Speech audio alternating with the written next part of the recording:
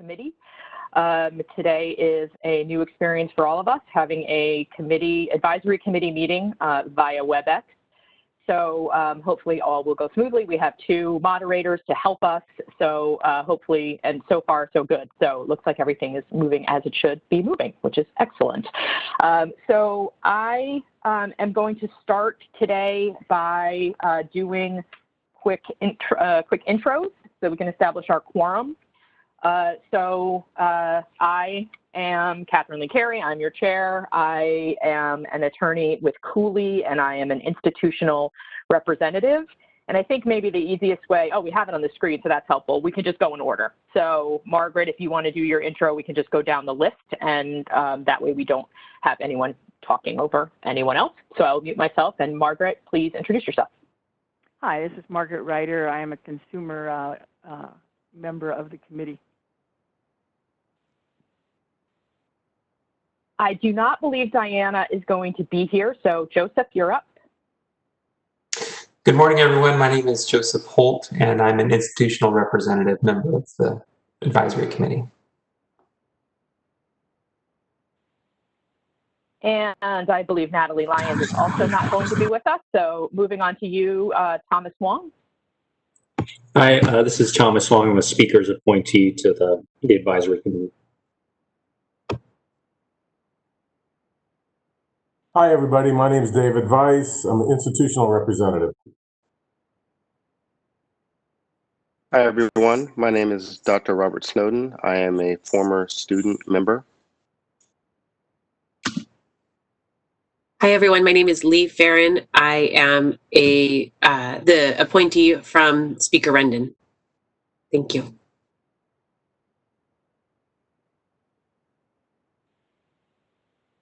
I'm not sure if Kevin or Sarah are going to make it today. I don't see them on the list of people that are currently on. So I will assume they're not here, and we can move on to establishment of a quorum.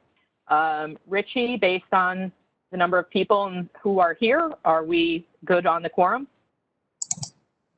Yes, we have a quorum. Thank you very much.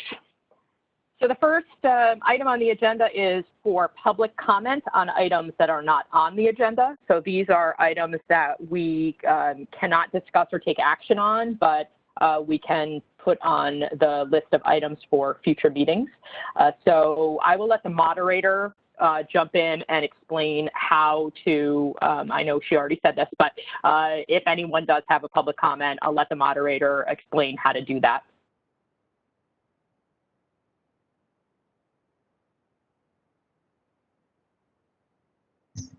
This is the moderator. At the direction of the committee, I have opened the Q&A feature for public comment. If you would like to make a public comment, please click on the icon with a question mark within a square located at the bottom center of your WebEx screen. I am sharing instructions on the screen for reference. In the Ask field, typically in the lower right of the WebEx screen, type, "I would like to make a public comment," and send it to all panelists. Any other communication will not be responded to. It is not necessary to identify yourself in order to make a public comment. I will take comments in the order they are received. I will now pause a moment to give the public time to access the Q&A panel and submit their requests.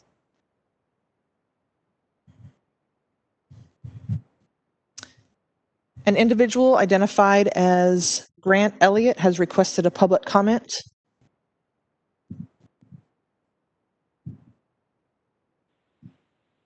Go ahead, Grant. Grant Elliott, I have unmuted your microphone. You will have 3 minutes to speak. I will give you a 30-second warning before your time is up. Once your time is up, I will mute you. Thank you so very much. I thought I was commenting via text. I just wanted to say, as we all know, this pandemic is an extinction level event for a lot of small schools. I would ask that the panel consider some sort of flexibility on the minimum annual fee for the coming year. Small schools are stressed beyond belief as it is. Thank you.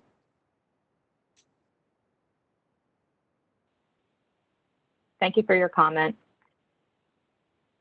Does anyone else have any public comments they would like to make before we move on?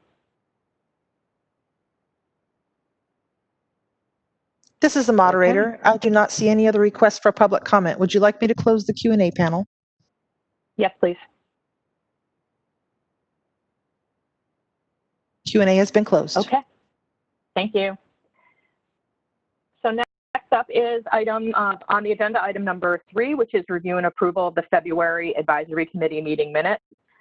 Before I make a motion for approval, does anyone have any comments, questions, corrections, anything on the minutes? Hi, this is Margaret, and I think it's on page 10 of 12 on my copy anyway. At the very top of the page is the end of a paragraph. The very last word on that paragraph that starts on the previous page.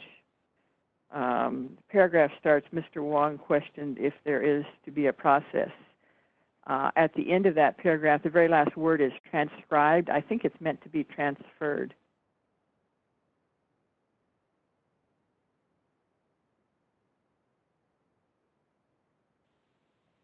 Thanks, Margaret. I'm looking for that in the, because the page, I printed it off, so I'm looking at the page numbers on the bottom. Did you say it was page 10 of 12? Page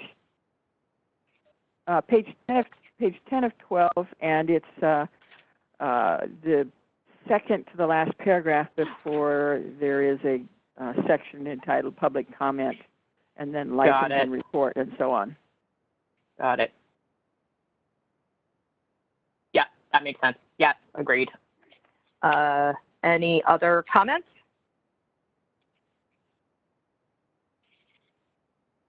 All right. Hearing none, would someone like to make a motion to approve the minutes? This is Margaret Ryder, so moved. Thank you, Margaret. Can I have a second? Thomas will second. Thank you, Thomas. So I think the question is how best to do the vote, which we could probably just do a voice vote. Excuse me, Kate. Sorry, I didn't want to interrupt. I think the motion should be as corrected, not the minutes as they stand. Yeah. I think we need to make a motion to correct them first, or approve them as corrected with the transcribed change to transferred. I'll revise my motion. I'll revise my motion. Thank you, Margaret. Move to accept the minutes as corrected. Thank you. Thomas, can you second again? Thomas will second, yeah. Thank you. Okay, so to do the vote, I think maybe the easiest way is to just sort of do it like the roll, and I'll just go through the names and everyone can just unmute and say yay or nay. So I vote aye. Margaret, you already voted. Lee Farron, can you vote, please? I'm going to abstain because I wasn't part of the committee for this meeting. Got it. Thank you. Diana's not here. Natalie's not here. Thomas, you already voted. Dr. Snowden? I approve. Thank you. Joseph? I vote yes. Thank you. David?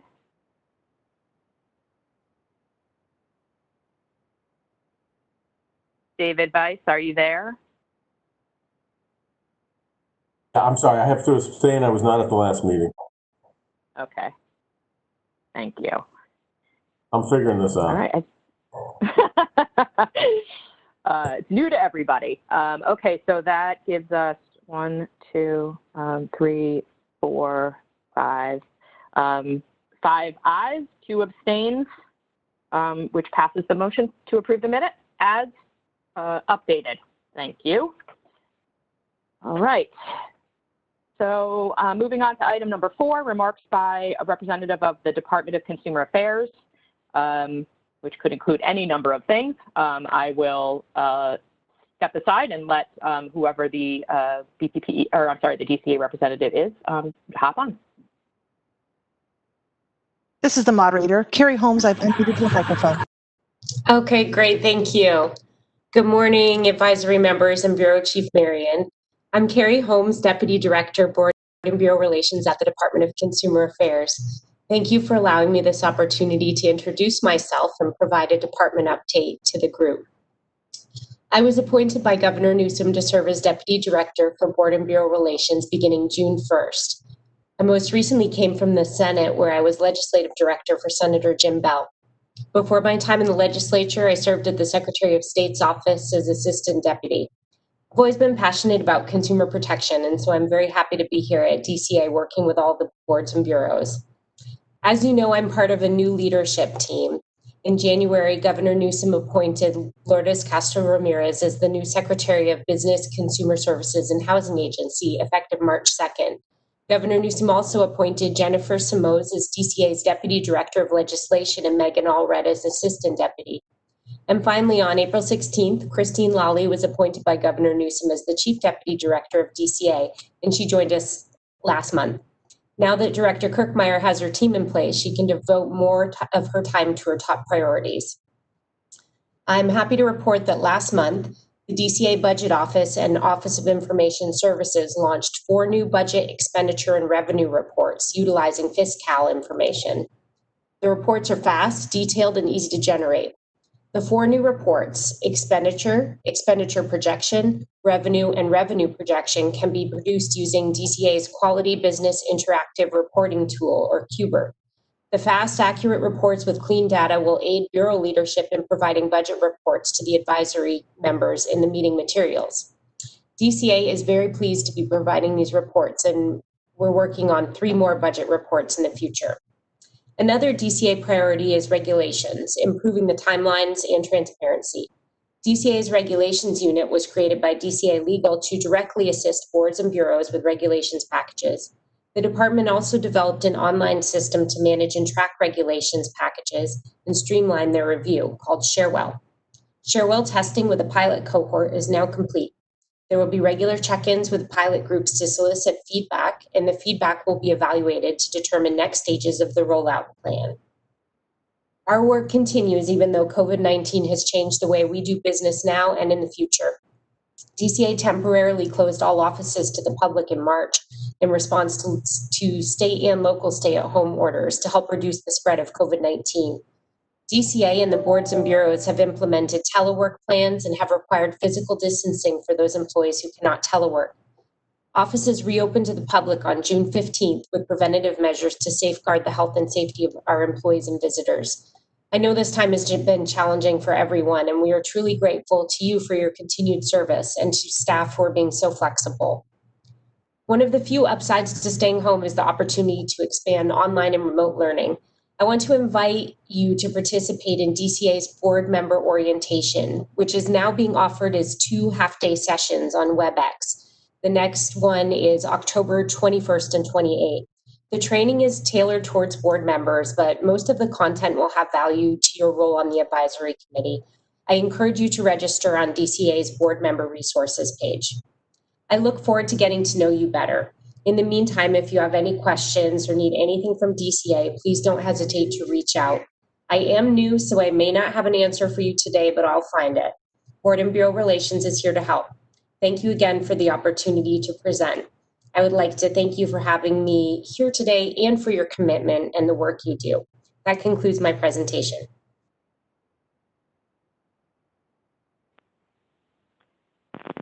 Thank you very much.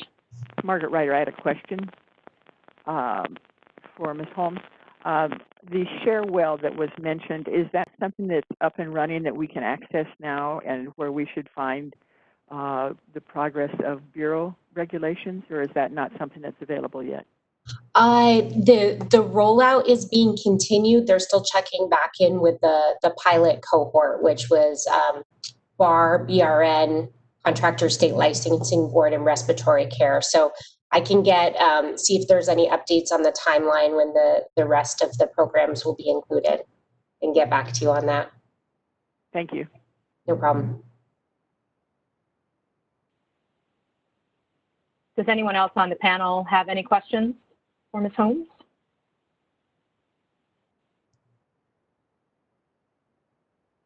All right, thank you. Before you, I was going to say step away from your desk in your house, is there any public comment related to the DCA presentation? Now would be your opportunity. Moderator, can you open the Q&A up for that? This is your moderator. I'm opening the Q&A feature.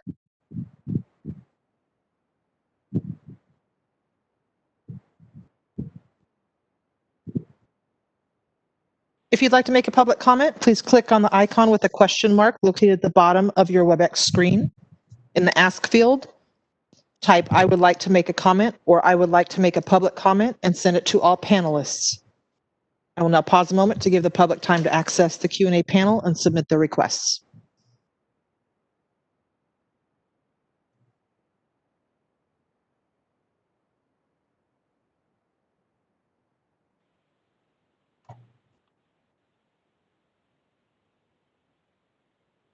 Okay, seeing none, I think we can close the Q&A. Thank you. Thank you. I'm closing the panel. All right. The next item on the agenda, number 5, Bureau Operations Update and Discussion. So what I'm going to propose is that we will do public comment after each of the items. That way we can stay on topic relating to each of the, since there are quite a few, we can flesh out each topic as opposed to waiting till the end. So I will defer to probably Dr. Marion to kick off the Bureau update. Yes, thank you. Sorry, excuse me, Mike. Can I interrupt for just a second? Kate, when you get to public comment, I don't think we did public comment for the meeting minutes. Can you add that after the first section? So we'll do public comment for both number 3 and 5A. Oh, yes, we'll do.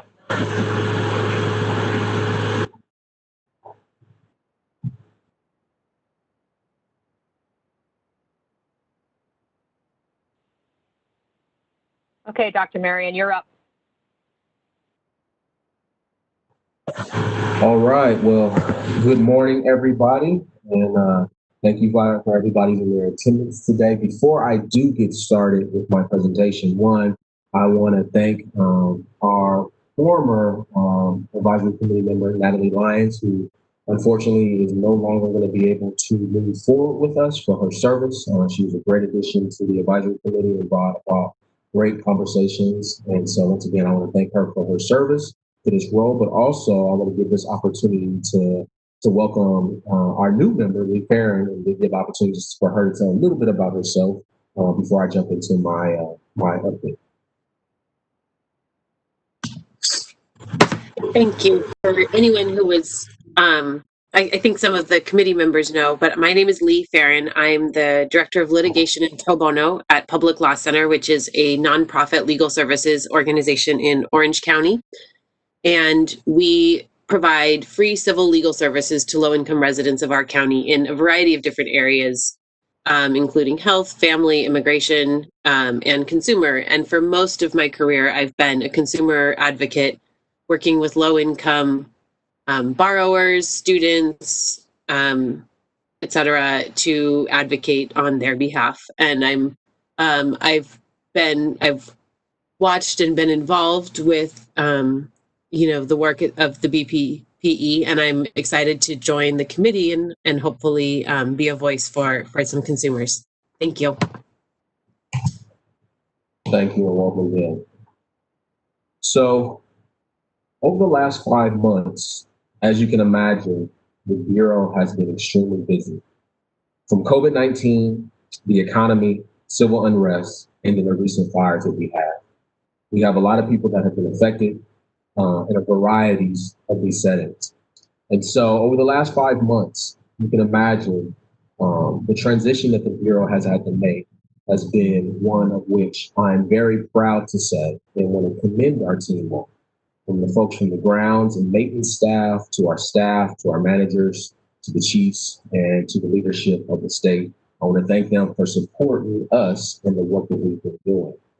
As you can imagine, when COVID-19 first hit, everybody was scrambling, not only here at the Bureau, but across the United States and across the world. One of the things that we did and snapped into action pretty fast was teleworking.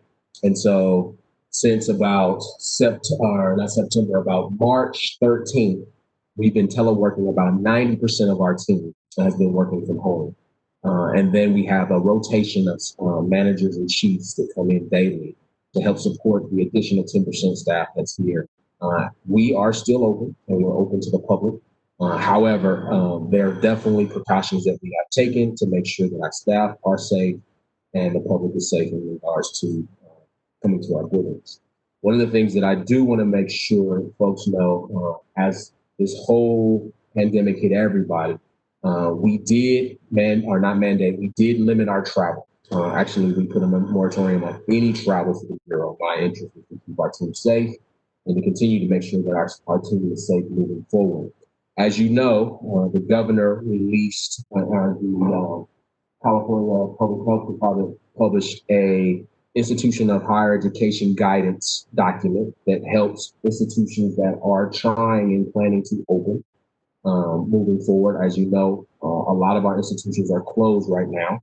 However, our team has been in contact with a lot of institutions of higher education throughout the state in regards to finding out ways that we can support and help them. In addition to that, we also sent out a survey to our institutions to try to figure out where we can help. And I'm proud to say we had a decent response in that report on that survey. And so throughout the COVID-19, as I said earlier, our team has had to adjust to the way that we do business. And I'm proud of the way that we've been able to adjust in that time. Obviously, you can assume that inspections and investigations when it comes to travel has slowed. But I can tell you that we are starting to pick those back up as we move forward with the new guidance that has been given from the governor's office. And so I want to make sure everybody's aware that the Bureau is still open for business and still busy with the work that we're doing and have been doing for the last 5 months. But once again, I think it's just imperative to know and thank our staff for the work that they continue to do. Also knowing that schools are opening. We have people graduating in May, and now we're right back around for the school year to begin. And our team has been adjusting and flexible for those that are parents that we have that are working from home and balancing work here at the Bureau. And I just want to say thank you for the work that you've done and we continue to do during this pandemic. And I can say that we haven't skipped a beat, and the Bureau is still doing all the work in which it's supposed to be doing, but obviously we're doing it in a safer manner at this point in time. And so that concludes my report on that subject. And I just want to thank everybody once again, even the advisory committee members that have been calling and checking on the Bureau and making sure that we are doing everything that we can during this time. Thank you. This is Margaret Ryder. I had some questions about this. Can you give us a sense of are there schools now that are moving, that were, brick and mortar schools, or primarily brick and mortar, that are moving now online? And if so, how you're dealing with inspections, how you're dealing with the fact that that's a substantial change?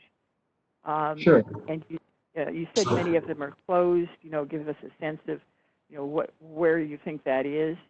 Sure. And all of that. So you'll hear more about that information when we get into the licensing reports and we go into the specific areas.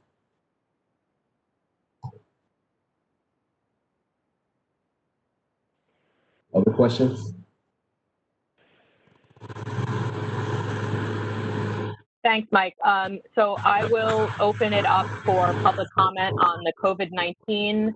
So item 5A, as well as the minutes under item 3.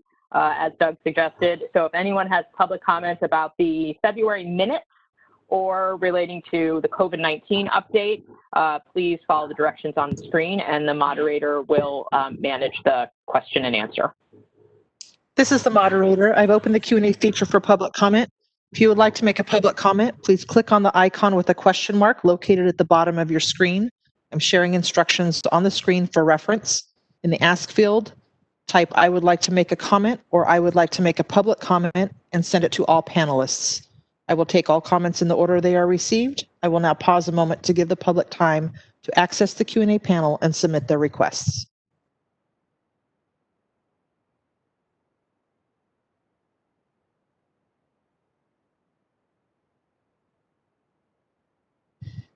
An individual identified as Angela Perry has requested a public comment. Angela, I will inform you once you have been unmuted. You will then have 3 minutes to speak, and I will be giving you a 30-second warning before your time is up. Angela, you are now unmuted. Good morning. This is Angela Perry with the Institute for College Access and Success, TCAS. First, I wanted to say how much I appreciate that we are having this meeting and that the Bureau has been able to make this meeting available virtually for the first time. That is, I'm sure, an incredible lift and much appreciated, especially given all of the tumult around the current pandemic and COVID-19. I sincerely appreciated Dr. Marion's comments about the massive shift that this has been for the Bureau and the amount of work that has gone into trying to maintain efforts at the Bureau to keep folks working on this really vital work, and wanted to express appreciation for that.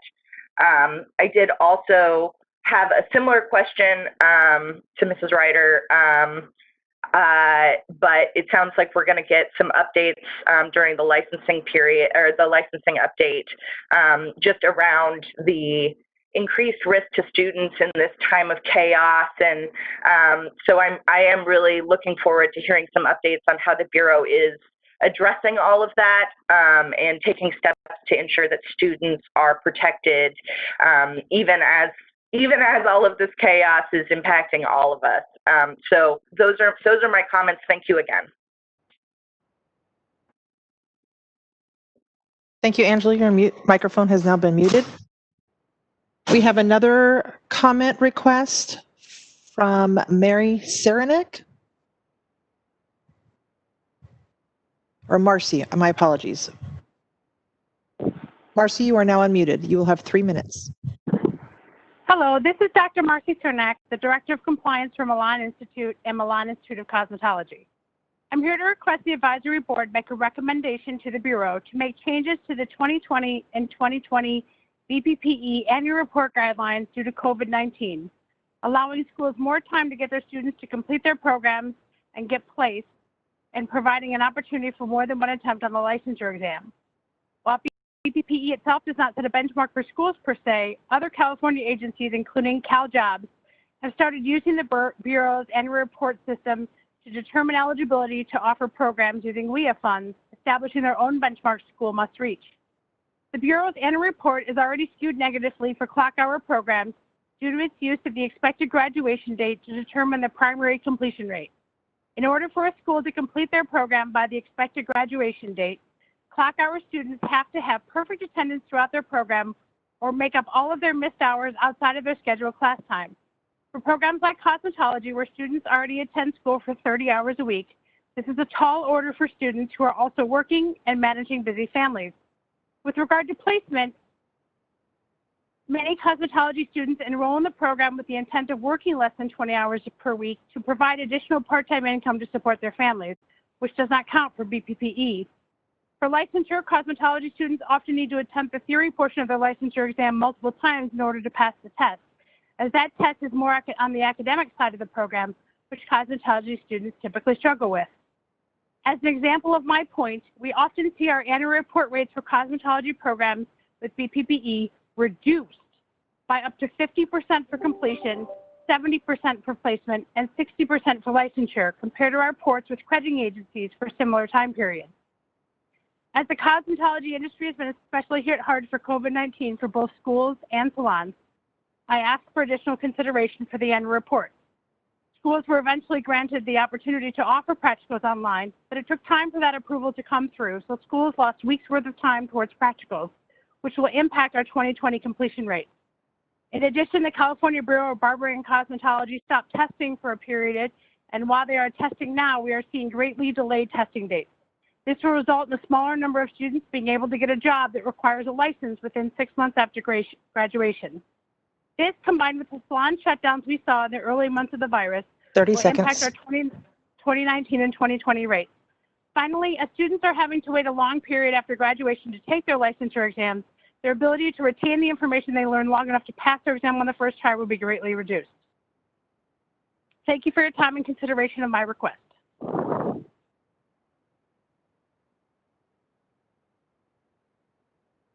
Committee Chair, this is the moderator. I do not see any other requests for public comment. Would you like me to close the Q&A feature now? Yes, please.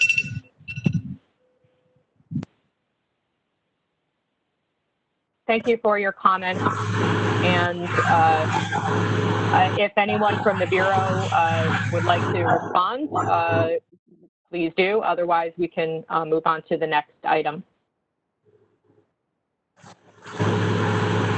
It's noted, Kate. Let's move on. Thanks, Mike. Next up is item B, update on fee audit. So, good morning again. This is the Bureau Chief, Dr. Michael Marion. Just giving a quick update on the current fee audit status. We have, obviously, everybody has been affected by COVID-19, as mentioned earlier.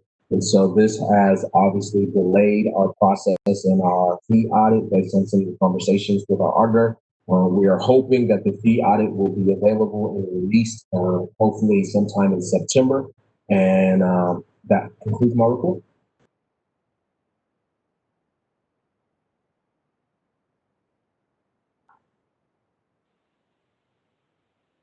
Thank you, Dr. Marion. I will open it for public comment on item 5B, the fee audit. This is the moderator. The Q&A session has been opened. If you'd like to make a public comment, please click on the icon with a question mark located at the bottom of your screen. I'm sharing instructions on the screen for reference. I will now pause a moment to give public time to access the Q&A panel.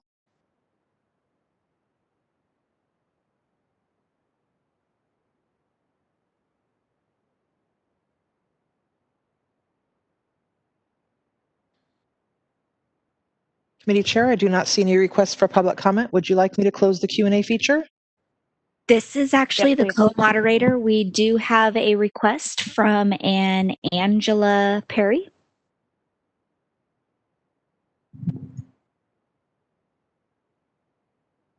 My apologies. Angela, you are now unmuted. You will have 3 minutes. Thank you.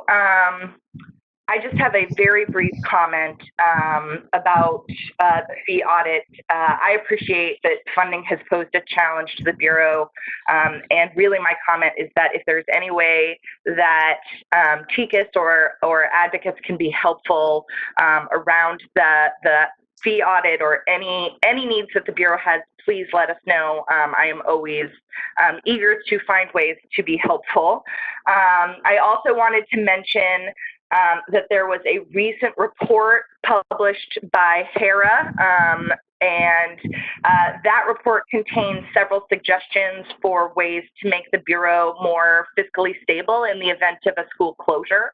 So I wanted to flag that as something that may be something of worth to consider as part of that fee audit and larger fiscal considerations at the Bureau. And I'm happy to share a copy of that report with any members of the advisory committee or any staff at the Bureau.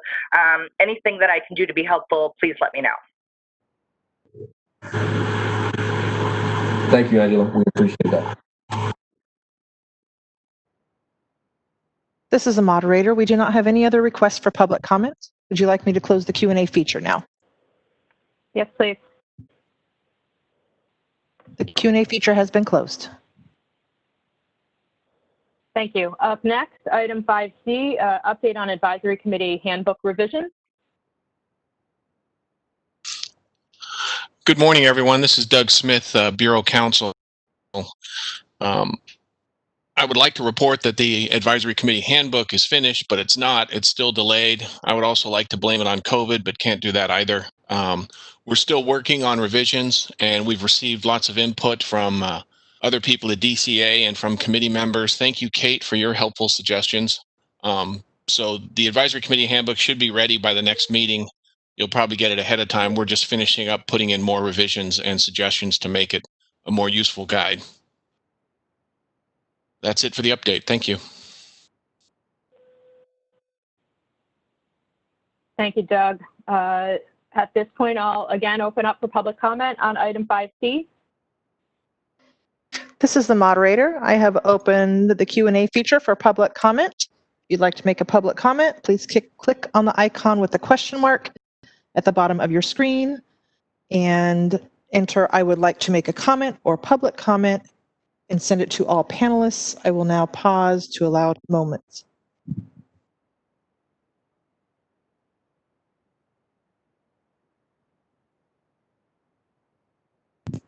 Committee Chair, we've received a request for comment by Angela Perry.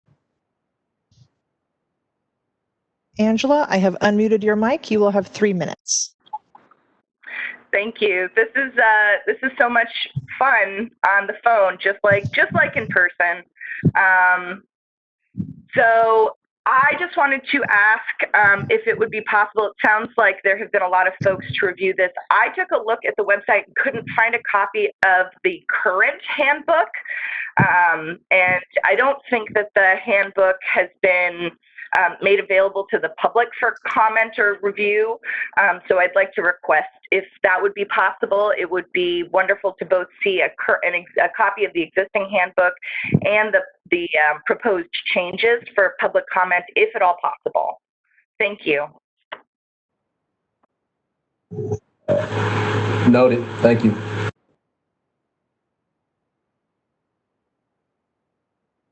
This is the moderator. I do not see any more requests for public comment. Would you like me to close the Q&A feature? Yes, please. The Q&A panel has been closed. Up next is item 5D, update on the Bureau's IT system project. I will open it up to the Bureau to provide that report. Good morning, everyone. Can you hear me? We can hear you. Perfect. I hope everyone's doing well given the circumstances. My name is Robert Bales, the Education Administrator for the Bureau. I am Chief over the Quality of Education Unit, the Annual Reports Unit, and I'm also serving as the Bureau's project owner for the IT project that is part of the Bureau's Business Modernization Project. So if you remember from the February meeting, Sean O'Connor spoke to the committee about the progress progress of the project at that particular time. The contract had just been awarded to Inhuman, and work on the project had just began. The project team has been utilizing the Agile development method, which Sean talked pretty extensively about in the last meeting, with the targeted minimum viable products, MVPs, which are features basically that can be implemented in a short period of time instead of waiting for the entire project to be done. So the Bureau's MVPs are, we chose 2 of them. One is the initial application for approval to operate and the online complaint submission portal. These are the systems, features, and functionalities the team has been developing since February. We're currently in the user acceptance testing phase, which is really exciting for both MVPs, and the target go live date is the 2nd week in September. Once the functionality is live, the Bureau will update our website with links to the new portals, and we'll send out an email blast letting everyone know about the new processes. After the functionality goes live to the public, the development team will kind of switch gears and begin to focus their efforts on completing the remainder of the IT system. The project, as you recall, is about a 2-year project with an estimated completion date of about January 2022. And that's where we're at right now.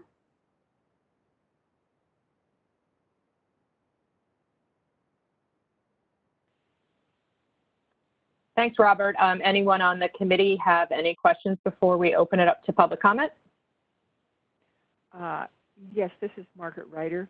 One of the questions that came up last time about that was the ability to migrate, I guess, or transfer old files and complaints and inspections and so on to the new system. And there was some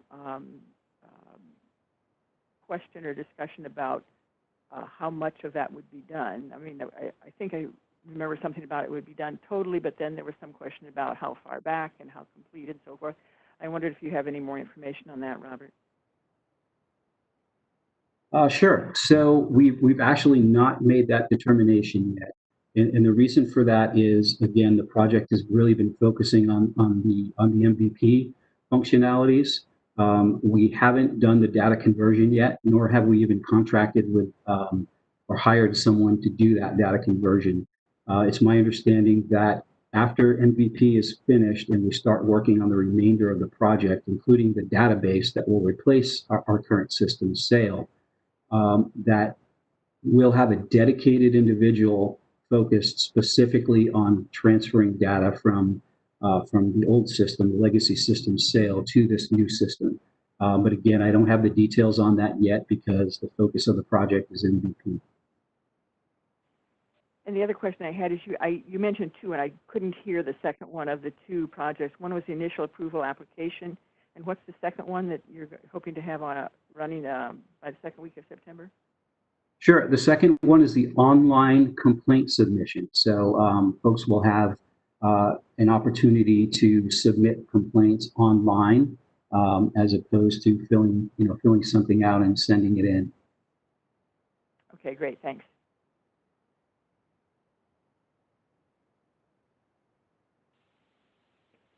Thanks, Robert. Margaret, and Margaret. Anyone else on the panel with any questions? Otherwise, I will open it for public comment. Hearing none. Moderator, can you open the Q&A, please? This is the moderator. I have opened the Q&A panel. If you'd like to make a public comment, please click on the icon with a question mark located at the bottom of your screen. I am sharing instructions for your reference.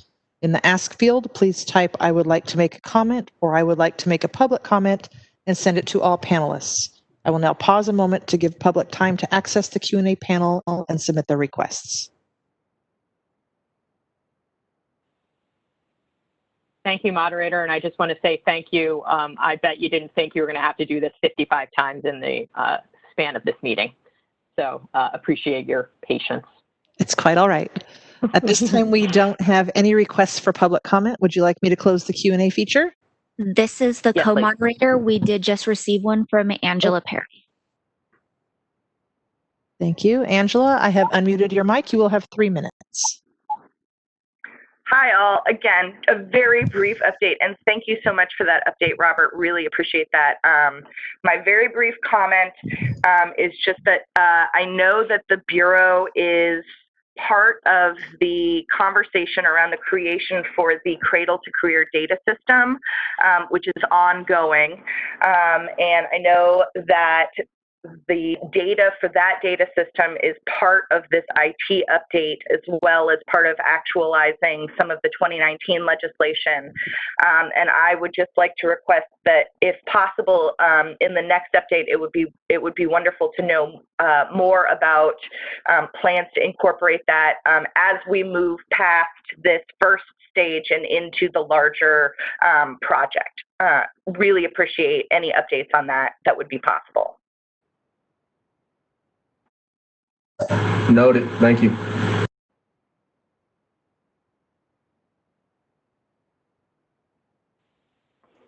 Committee Chair, we do not have any additional requests for public comment at this time. Would you like me to close the Q&A panel? Yes, please. Thank you. The Q&A panel has been closed. Thank you. The next item on the agenda is item 5E, annual report. And I will transition over to the Bureau to discuss this item. Okay, so not a lot to report on the annual reports. The 2019 annual report portal opened on Monday, August 3rd, which was the first day of the portal. There is a change this year resulting in a new requirement for schools with certain allied health programs. There are 7 of them that have clinical or externship components. They're required to report additional information regarding their clinicals or their externships. This requirement stems from Senate Bill 1348, which was chaptered in 2018. And then I should also mention that next year's annual report, 2020 report, will have the same reporting requirement, but will also add another 10 allied health programs, again, with mandatory clinical externships. So schools with those programs will have to will require those schools to submit additional information regarding the externships. We sent out letters to institutions on May 15th and again on June 25th, reminding them of the opening of the portal and that the requirement for the allied health information. We also sent out email blasts on July 1st and August 11th, same information. And then finally, I want to announce with sadness that Marcus has retired. Marcus was the annual reports unit manager, and Chrissia Thorsel has replaced him as the new manager. She is on board now, and we're expecting some good things from that.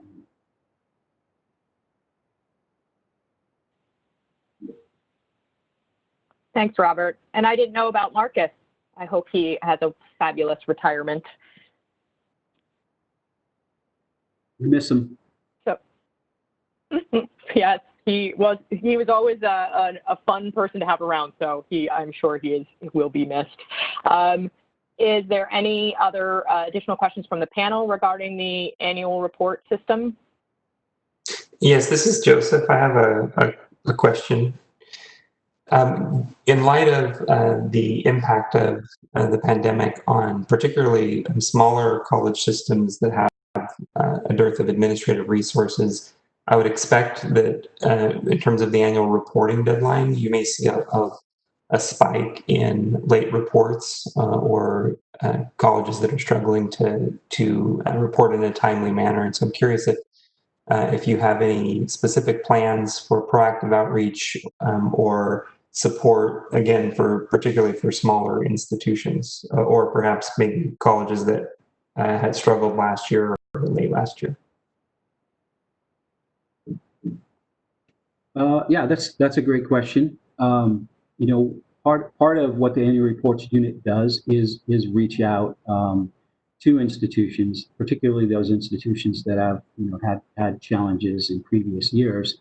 With some of those being the smaller institutions that can have a challenging time with the annual report and school performance fact sheets. So while we haven't done any proactive reaching out to date per se, we have reached out to schools that historically have had challenges, and we encourage all the schools that do have experience any challenges to contact us. We're willing to work with them to the extent possible. It's still a little bit early in the report cycle to start reaching out to schools ourselves, but we're going to give them a little bit more time, and then at various points during the report cycle, prior to the December 1st deadline, we do reach out to schools who haven't submitted yet, and we try to make sure that they understand the requirements, kind of walk them through it. In one case last year, we even had Marcus go out to a school and assist a school with the submission of a report. So we do the best we can, given the circumstances. Thank you.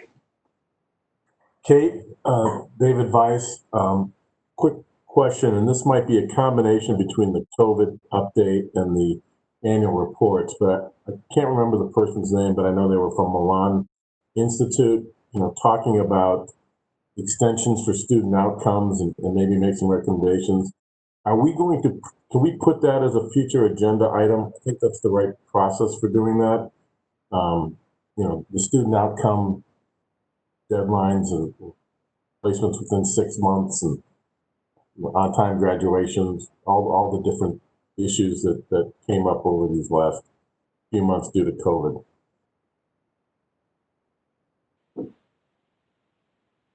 Thanks, David. Yes, we can ask Richie to add that to the next item, the next agenda. The next meeting agenda. That's the right way to do it, right? So this is Dr. Marion. Quick on that one. One of the additions that we want to make sure is clear on the new advisory committee handbook is that when items are presented, that the committee is voting on it, because what we have found that there's been a lot of requests from a lot of different people. And so in order for us to try to manage this process, it would be for us to get a vote on that item and make sure that everybody's on board with us doing that versus just kind of throwing out things. So I would propose to the chair that she moves that to a vote. Yeah, this is Doug Smith. Excuse me for interrupting. That comes up in item 7, future agenda items. When that comes up, we can make a motion to have something put on the next agenda, and then the committee can discuss it and vote. Okay, that makes sense. So David, hold that item until we get to number 7, and then we can have it as an item for discussion for the panel. You got it. Cool, thank you. Any other questions or comments about the annual reports before I open up for public comment? Okay then. Moderator, can you please open the Q&A for public comments on item number 5E? This is the moderator. I have opened the QA panel for public comments, and I am sharing instructions on the screen.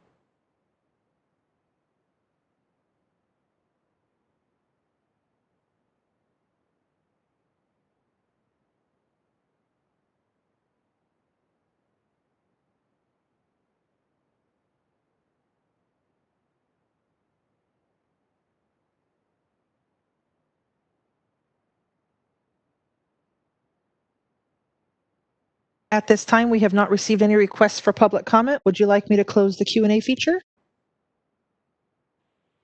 Yes, please. Thank you. The Q&A panel has been closed. Okay, so moving on to the next item, which is 5F, Quality of Education Report. I'll throw it over to the Bureau. So this is Robert again. One of the primary functions of the Quality of Education Unit is the monitoring of institutions that are not accredited but offering degree programs in their process of becoming accredited. So if you recall, Senate Bill 1247, and I apologize, I'm on page 69 of the report. There we go. If you recall, back in 2014, Senate Bill 1247 was passed, and that's the bill that required unaccredited institutions to become accredited. And it basically gave them, part of the bill gave them a deadline of July 1st, 2020. So we are now past that date. So I'm going to give you a report on the status of the institutions. There were 142 that were identified by the Bureau back in 2014 and 2014. And then we have 43 of those schools that have closed or their approval has expired. 18 of those schools are now exempt from Bureau laws and regulations. 19 have surrendered their degree programs. They still continue to operate with non-degree programs. We have suspended the degree programs of 9 institutions, and 36 of those institutions have been accredited. Additionally, the last section down there, the last number, 17 institutions were granted an extension. The law grants an extension or allows the granting of an extension of up to 2 years for schools that are showing strong progress. We identified 17 schools as of July 1st, 2020 that submitted requests for extensions, and we granted them. We didn't grant all extensions, obviously, because we suspended some degree programs, but we have 17 schools that continue to make progress. The next slide identifies a different group of schools. Again, Senate Bill 1247 institutions. These are schools that applied for approval on or after January 1st of 2015. And when they applied for approval, they can only have 2 degree programs or limited to 2 degree programs, and they have received a provisional approval to operate. Of those institutions that we've had, which there have been 58 of those since 2015, we've had 6 close, 1 become exempt, 5 surrender degree programs. 4 of them are currently suspended, 4 became accredited, and we have 38 that are pursuing accreditation. These schools have, like the first group of schools, these schools have 5 years to become accredited from the date that they are provisionally approved. Robert, can I ask you a question? Sure. When you say currently suspended, is that the school's approval or just their degree programs are, or is that 2 different things? They kind of could be one and the same. So if a school only has degree programs and we suspend their degree programs, they're not offering any programs, obviously. If the school has non-degree programs, then the suspension only applies to the degree programs. So if they have 2 degree programs that are suspended and they have 7 certificate programs, they can still operate the 7 certificate programs. Okay, thank you.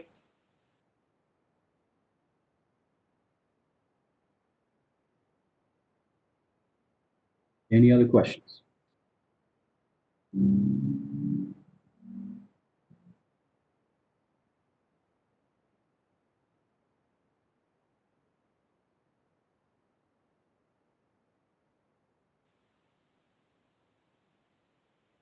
Robert, does that complete your report on item F? It does, yes. Yeah, I had asked if anyone had any questions. Yeah, I just thought maybe you were following up on my question. Does anyone on the panel have any questions? Okay, seeing none, then I will ask the moderator to open it up for public comment. This is the moderator. I have opened up the Q&A panel for public comment and sharing instructions on the screen. I will allow a few minutes for people to submit their public comments.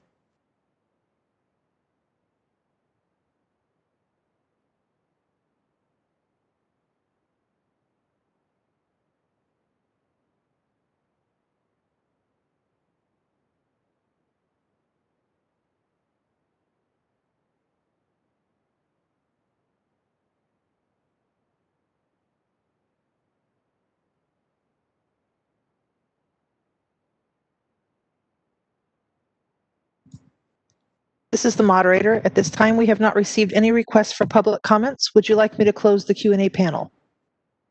Yes, please. The Q&A panel has been closed. Thank you. Okay, before we go on to item 5G, I would like to know if everyone would be okay if we take a 5-minute break, because I need a bio break and I would appreciate a couple minutes. So if everyone's okay with that, can we take 5 minutes and be back at 10:35? Everyone, everyone doesn't have to yell. Everyone's okay with that. All right. So sounds fine. Thanks, guys. Okay, 5 minutes. See you back at 10:35. Hi, everybody. It's me. Thank you for humoring me with a quick break. It's 10:35, and I think we can jump back in. I want you all to know that I went out to refill my coffee, and my husband made banana bread, and it's too hot for me to eat. So I was lifted up and then crushed by the fact that I don't get to eat the banana bread that I'm smelling in my office right now. It's very unfair. But hey, someone made me banana bread, so I shouldn't complain. Okay, so the next item on the agenda is 5G, Compliance and Discipline Report. So I will open it up to, I think, probably Beth Danielson to provide the update. Hi, this is Beth Scott. Can you hear me? Yes, we can hear you, Beth. Okay. Sorry, wrong. Good morning. This is Beth Scott. I'm the Enforcement Chief, and I'm going to be covering compliance, cite and fine, and discipline. This will be section 5G, starting on page 72. I'm going to speak about inspections first. We have completed 106 inspections since January, with an additional 12 canceled for either refusing to let us inspect or the school close or had planned on closing.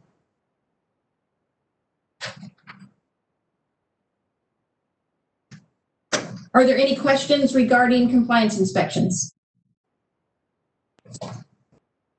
Beth, how have you been handling this during COVID?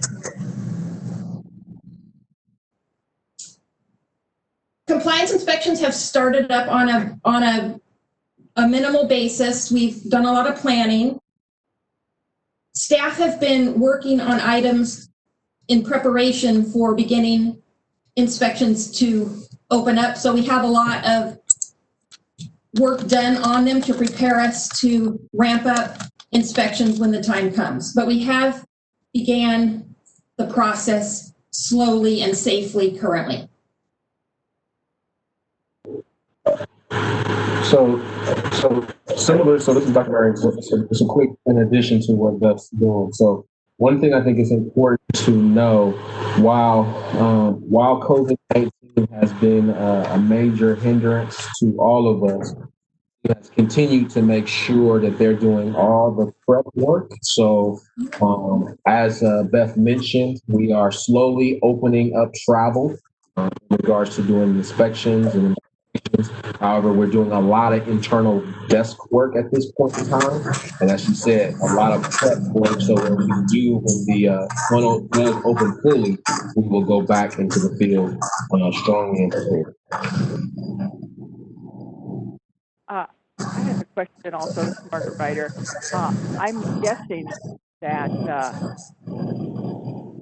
Dr. Marion, I think your mic is still on. There's a lot of feedback. Oh, that's better. Great, thanks. I'm guessing that a number of schools have transitioned to trying to offer their programs online, and I'm wondering how you're dealing with that as far as required inspection.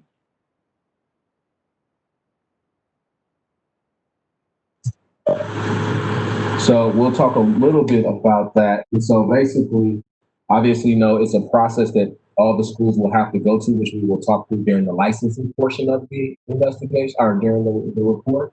But at this point in time, a lot of schools at this point in time are not open or shouldn't be open based on the COVID-19 guidance information. So at this point in time, when it comes to us doing inspections, we haven't done any inspections at this point in time dealing with the online process. But as we move forward into that process, we can give an update at our next meeting.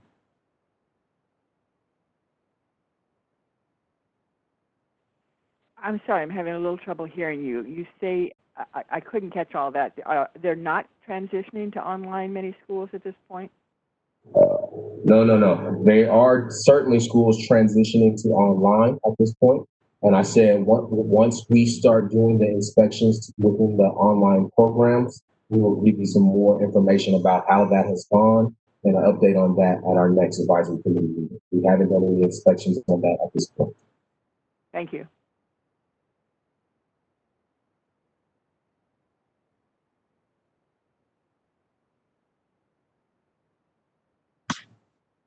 This is Lee Farron. My apologies because I'm new. I just had a question. I was just looking at the trends and I noticed that there were significantly more inspections in 2019 and that at least in pre-COVID, those trends were sort of continuing. Can someone just give me like a brief explanation of why there was the increase over the last 18 months or so? This is Beth Scott. One thing I just want to say regarding Margaret's question is we have had online schools before COVID.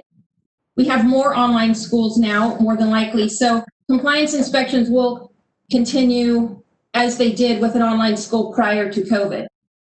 As far as the question about the increase in inspections in 2019, we have worked with other units, became efficient, streamlined our processes, which allowed us to increase inspections.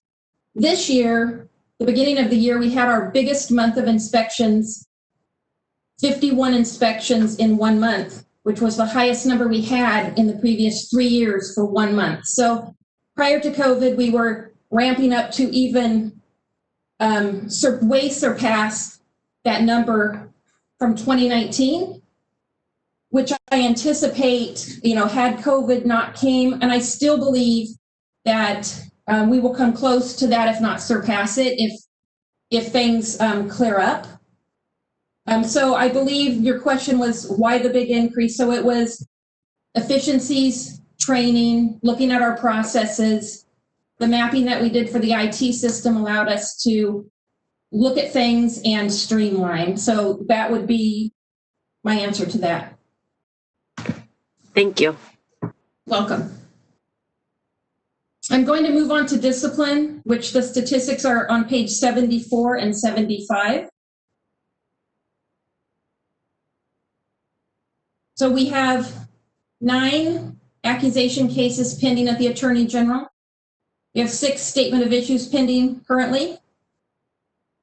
We have had no cases rejected at the AG since 2019. That is due to improvements that we have made, training that we have taken. We had some training by the Attorney General's office. We've had some internal training. So we've had 0 cases rejected thus far this year. Are there any questions regarding page 74 or 75?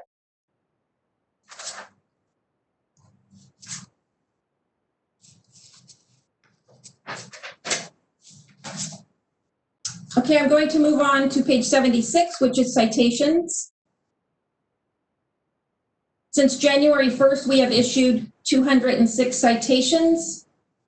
The teleworking for this unit has been very efficient and effective, so has not hindered this unit. We've been very, staff has been very diligent on working on our cases. We've also listed on the page the most common violations for citations, which are listed on page 76. So we continue to diligently work our cases and be effective in this unit. Are there any questions on this section? For a future report, I really appreciate you having this information in here now about the number of citations issued and the categories, major citations that would get into citations based on misrepresentations, failure to provide equipment, those kind of things that would be not so cut and dried as either they have a license or they don't, or they paid the fee or they didn't. Ones that are more where you have to sort of delve into the facts more if you could, and give us a sense of, now you say these are the 3 categories that where you have the most, maybe a breakdown, and I'm sorry I keep asking you for more information when you still have a system that is not really doing the work for you as it should, but out of, say, the 206 citations, are we talking about, 50% were these in these 3 categories, or 20%, or 80%? That might be helpful to know for the next time. Thanks. That's very helpful information, Margaret. And as we get our new IT system, we'll definitely see if that's something that can be students as well.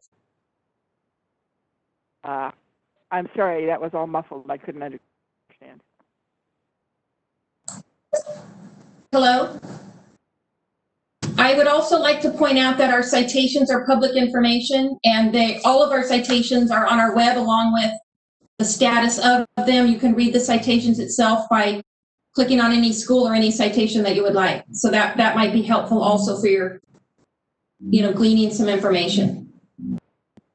I think that's true. The problem with the online stuff is it's by school, and so it's hard to figure out or delve into which are the ones that are from this year or from the last 6 months or previous years. That's why this compilation is very helpful. Hopefully, with the new yes, no problem. The website does have a sort feature, but I understand what you're saying. Thank you very much for that suggestion. And hopefully you can hear me now, Margaret. What I was saying was we will definitely take note of that, and as we move forward with our new IT system, we will look and see if that will provide us the opportunity to be able to provide more in-depth information. Hopefully you can hear me on that one. It sounds like my microphone is being a little more. Yeah, great. I understood at that time. Thanks.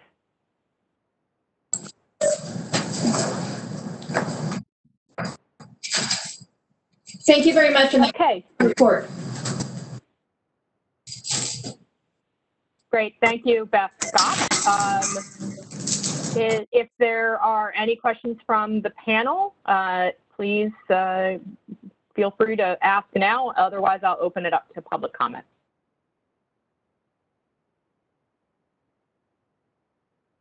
Okay, hearing none. Moderator, can we open up for Q&A for item 5G?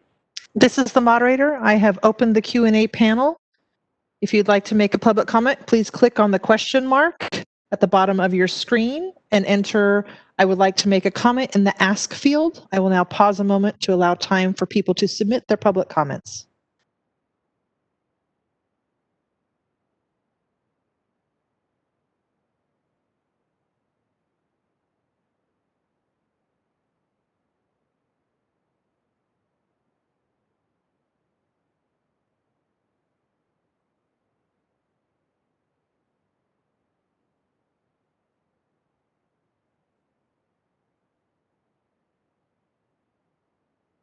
At this time, we have not received any requests for public comment. Would you like me to close the Q&A panel? Yes, please. Thank you. The Q&A panel has been closed. Excellent. Moving on to the next item, which is 5H, complaints and investigation report. Hi, this is Beth Danielson. I'm the enforcement chief over complaints and investigations, and I'm starting on page 78. In the first chart on 78, first and second chart, you can see that we closed a total of 573 complaints in the first half of 2020. 295 of those complaints were in the first quarter and 278 in the second quarter. On the third chart, titled Case Disposition, 5% of the cases were referred to the discipline unit for further action. 3% of the cases we had compliance was obtained by the school. 12% involved a mediated settlement and was resolved by the school. 6% involved closed schools and were sent to the SCRIP unit. 20% were non-jurisdictional and were either referred to other agencies or were exempt institutions. 31% of the complaints were unsubstantiated. And after the complaint, 6% of the cases we found insufficient evidence to confirm a violation. 17% of the complaints were closed for other reasons, which includes withdrawn complaints, duplicate entries, consolidated cases, and complaints against non-operational institutions. And of these 573 closures, 26 were closed at intake. Any questions on that? Beth, have you seen an uptick or sort of remaining static or any substantial changes to the number of complaints or types of complaints that you've gotten since the COVID hit everybody? Yeah, I'm going to get to that when I get to complaints. Is that okay, Kate? I mean, into complaints received? Oh, yeah. Absolutely. That's fine. Sure. So the very last chart on page 78, of the 556 complaints we received, those were received from 339 different schools, and 75 of those complaints were COVID related. And I'll do that a little more in a bit. Moving on to page 79. Before you move on to 79, please, this is Margaret Ryder. And again, this is something maybe you can't do until you get a better system, but I really would like more breakdown in the categories. There are very high percentages of non-jurisdictional or non-substantiated. That's like more than 50%. And so I think it would be very helpful if we had further breakdown there. And I don't know whether you can do that now without spending undue amount of time, but referral to other agency, it would be helpful to know what other agencies were getting complaints that would go to them, and of those, how many are exempt and how many are referred to other agencies, or do those both apply sometimes? So just for further breakdown there would be helpful. And the same thing with the non-substantiated, unsubstantiated. I'm sure you've told me before, and I cannot remember right now how that's different from the following one of insufficient evidence.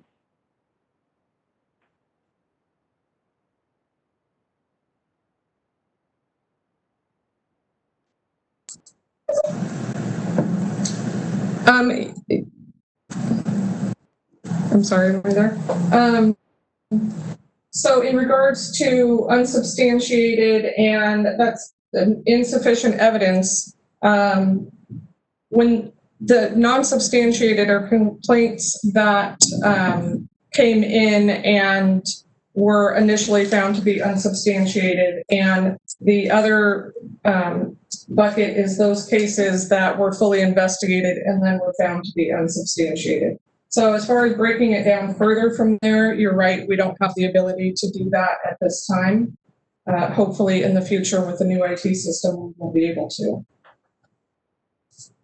So the non-substantiated, unsubstantiated are ones that were closed without investigation, just based on the face of the complaint. Is that what you're saying? Well, after, it may not be just on the face of the complaint, but it may be very early on in the investigation. Or it may be that the complainant wasn't able to provide evidence to support a complaint.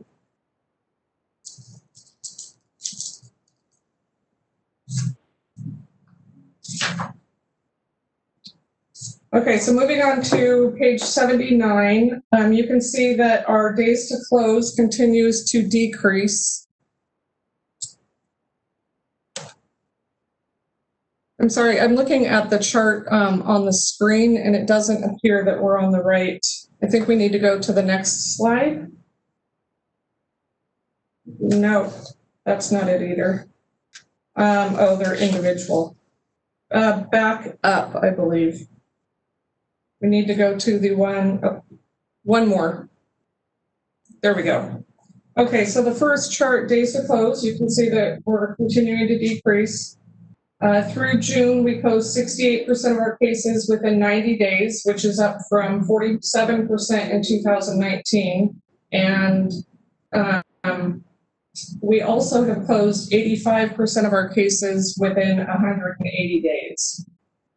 On the second chart, top allegations in sale, 4 of the 5 top allegations remain the same from the end of 2019, and the 5th allegation was previously non-jurisdictional, and that has been replaced by fraud, false and misleading advertising, as well as fraud and irregularities in the admission process. Any question on those?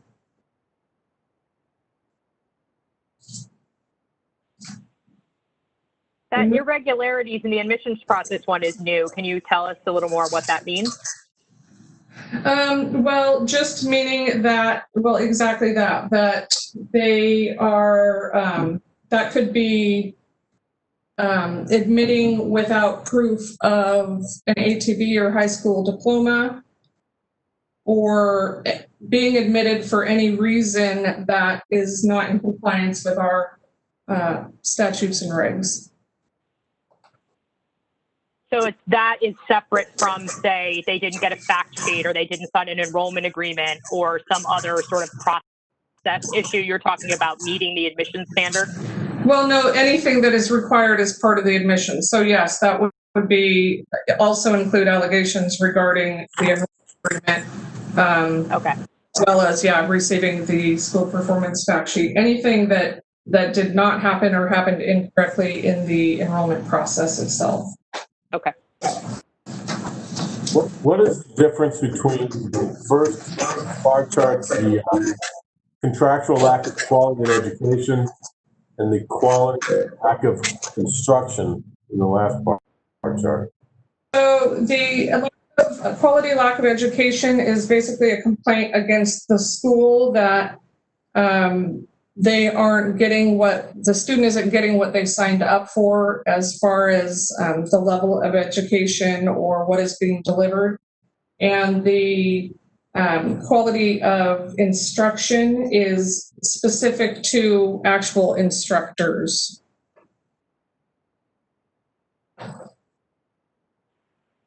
So if someone complains that they were promised that they would receive the education necessary to get a job in X field, and in fact the education was, the teachers were missing, the equipment was broken, whatever, they didn't get that education.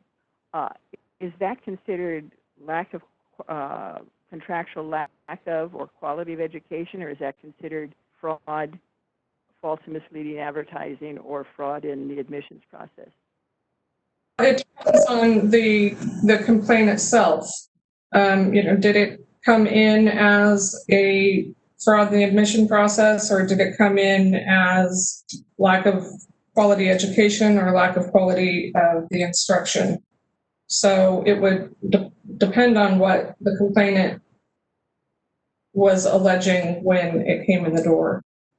Right. So what I'm saying is, if they alleged that it was represented that the program would provide a certain level of education to meet the standards to get a certain kind of job, and in fact, the education provided was not adequate to get that kind of job, I can understand that being categorized in any of those three ways, or at least two ways. And so I'm trying to figure out how you decide where to put it.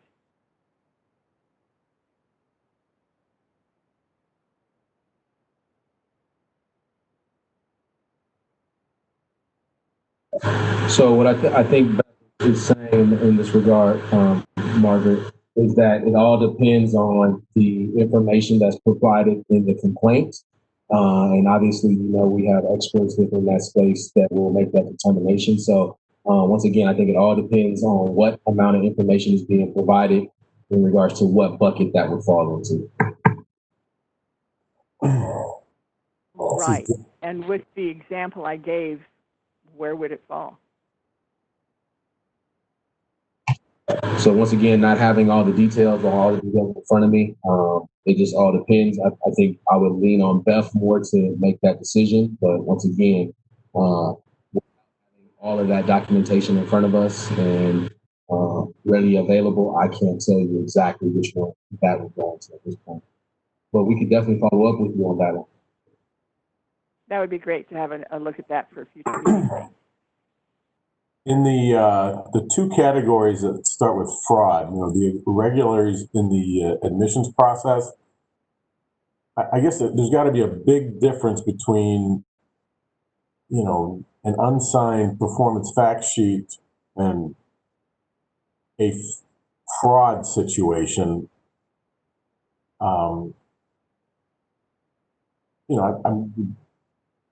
Some of these things are misdemeanors, and fraud is a big time felony. How many of these are frauds versus just an irregularity? I'm not quite sure I understand the question. I mean, they're both considered fraud. False or misleading advertising is considered fraud, as well as our irregularities in the admission process. Now, if the fraud is something that leads to student harm, which would happen in fraud in the admission process, that's something that would go for an accusation.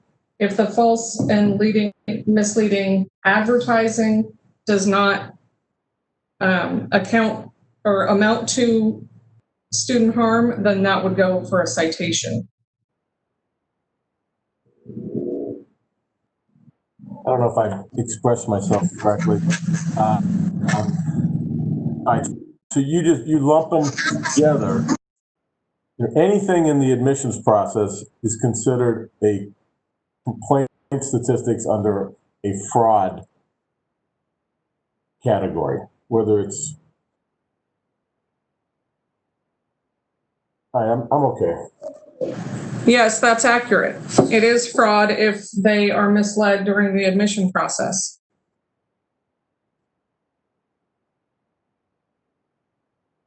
And I would agree with you.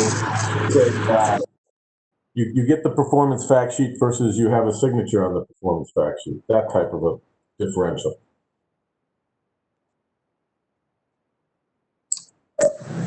Yeah, that would be a records violation. So that wouldn't necessarily be an accusation. That would be a citation. So that might not be something, an irregularity in the admissions process, or is it? It is irregularity in the admission process. in the admission process, they're supposed to have all of that completed and provided to the student. Yes. But that's also a fraud allegation.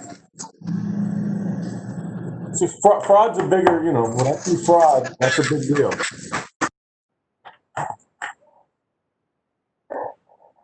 If I could just comment, I think, well, I don't know, this isn't really a time for discussion, I guess.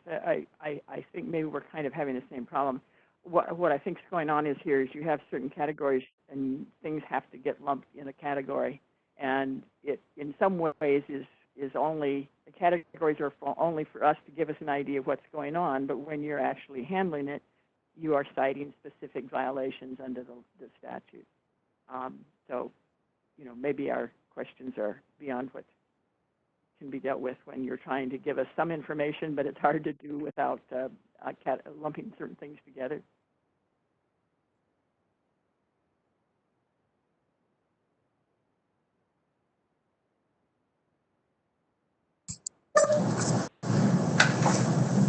Okay, so are we good there? Can we move on to page 80? Thank you. Go ahead, Beth. For me. Okay. So on the top of page 80, the first chart represents the number of complaints we received by month, a total of 556 complaints received in the first half of 2020. 363 of these were received in Q1, which is 35% more than we received in Q1 of 2019. And in Q2, we received 193 complaints, which is down 29% from quarters 1 and 2 of 2019. I'm sorry, Q2 of 2019.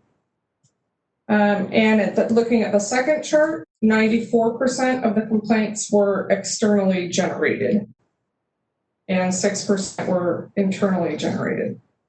Any questions on that?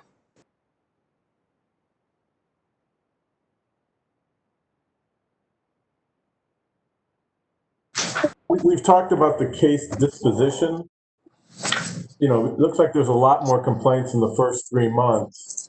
Were they pretty much, was there any category?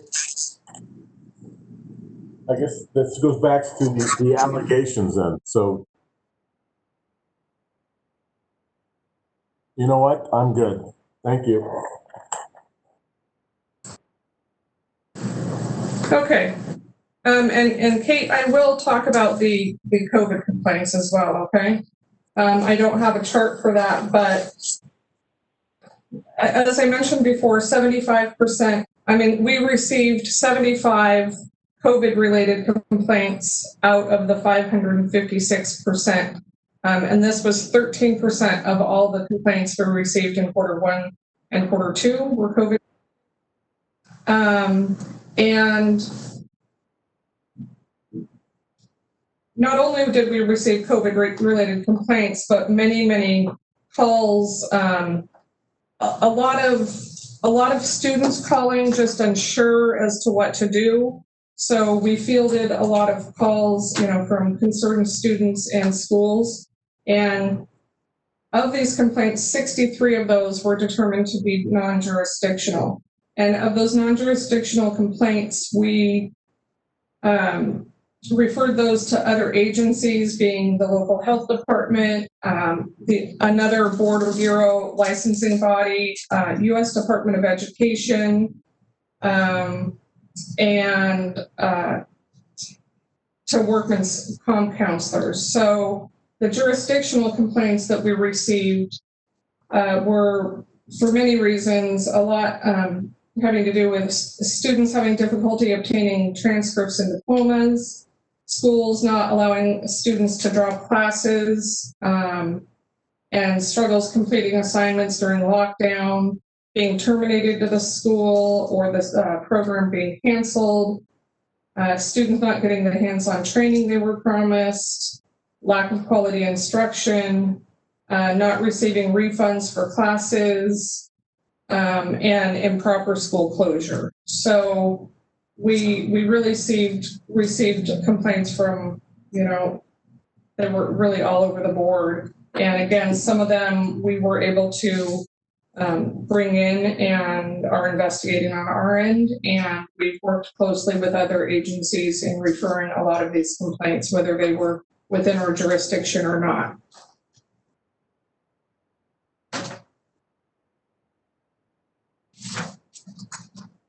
Okay, moving on to sure. Yeah, I just wanted to say thanks. That's helpful. And so it sounds like there were some things that were sort of outside your usual scope, so you sort of transitioned them elsewhere. But other complaints that they might have that were sort of COVID was the cause or the proximate cause, but they were ultimately they were based on whatever bureau standard or regulation would have applied. So if they should have gotten a refund, that's it isn't like there was some new created COVID standard. You were just applying the, existing regulations as they could be applied at that point. So that was helpful. I just having to, obviously, like you guys, dealing with a lot of schools and a lot of students with lots of questions. I was wondering how many of those you were getting from students about, I'm not happy with my, they've shifted to online. That's not what I wanted, that kind of thing. If you were seeing a huge uptick in that. So thank you for the input. Very helpful. Sure thing. And yes, there has been no, added or changed statutes or regs. We have proceeded as usual with those complaints that come in that we do have jurisdiction. So moving on to page 81, the first chart represents our pending caseload. As of the end of Q2, we had 216 cases pending. As of this past Friday, August 21st, we had 213 cases pending. At the end of 2019, we had 220 cases pending.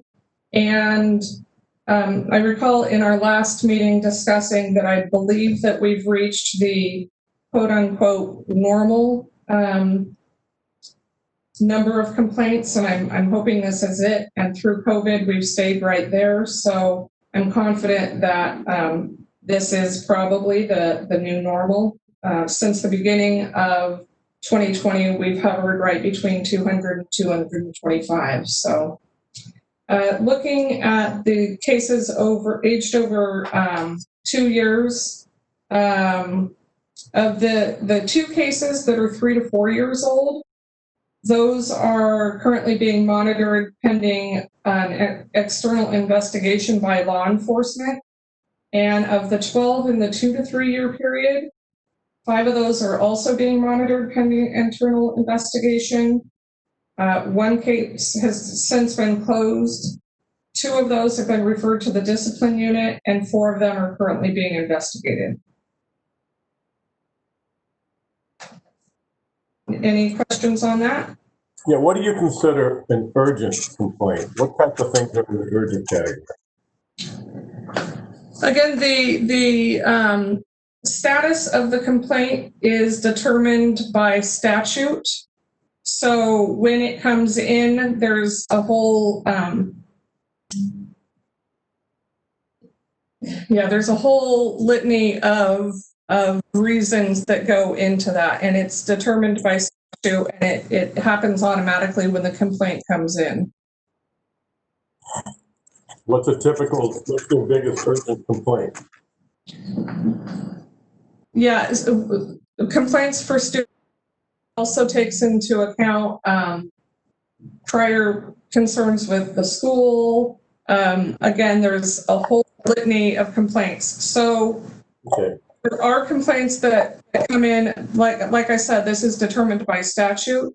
If a complaint comes in that is not considered urgent, and I believe that it is something that should be considered urgent, I have the ability to make it an urgent complaint. I wouldn't say that happens very often at all, but I never move it down. I don't say this complaint doesn't look urgent to me. But again, looking at some of them, I couldn't give you an example other than, if we believe there's proven student harm. I couldn't give you an example of a particular type of complaint because it can be one of anything, really. So real quick, Commissioner Vice, as Beth Danielson said, the major ones often surround student harm, right? So those are the ones that tend to be some of the big ones that obviously draws a lot of attention to the team within that unit. However, depending on the report and the information that comes in, it could be a variety of things that could land in a lot of different places that still could make it urgent. And so I think that the student harm is probably one of the bigger ones that we deal with.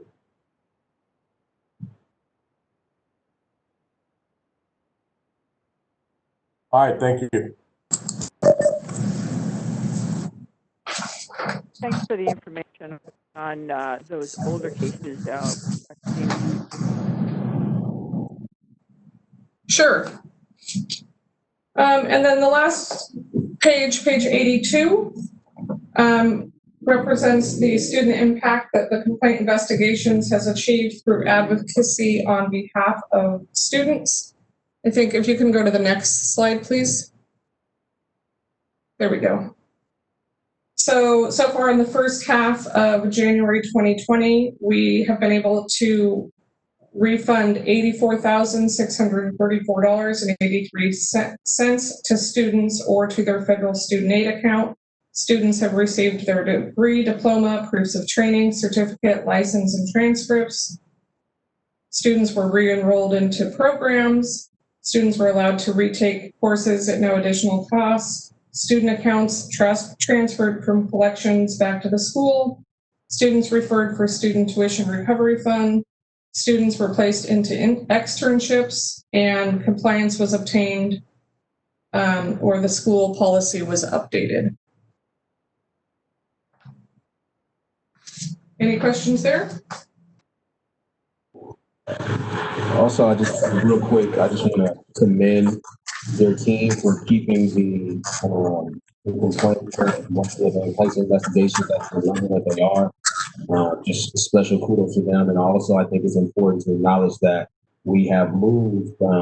As you all know, we did do a reorg some time ago. And then within that reorg, we had some, Margaret, I know you appreciate this, is that we had some higher classifications within our investigations unit.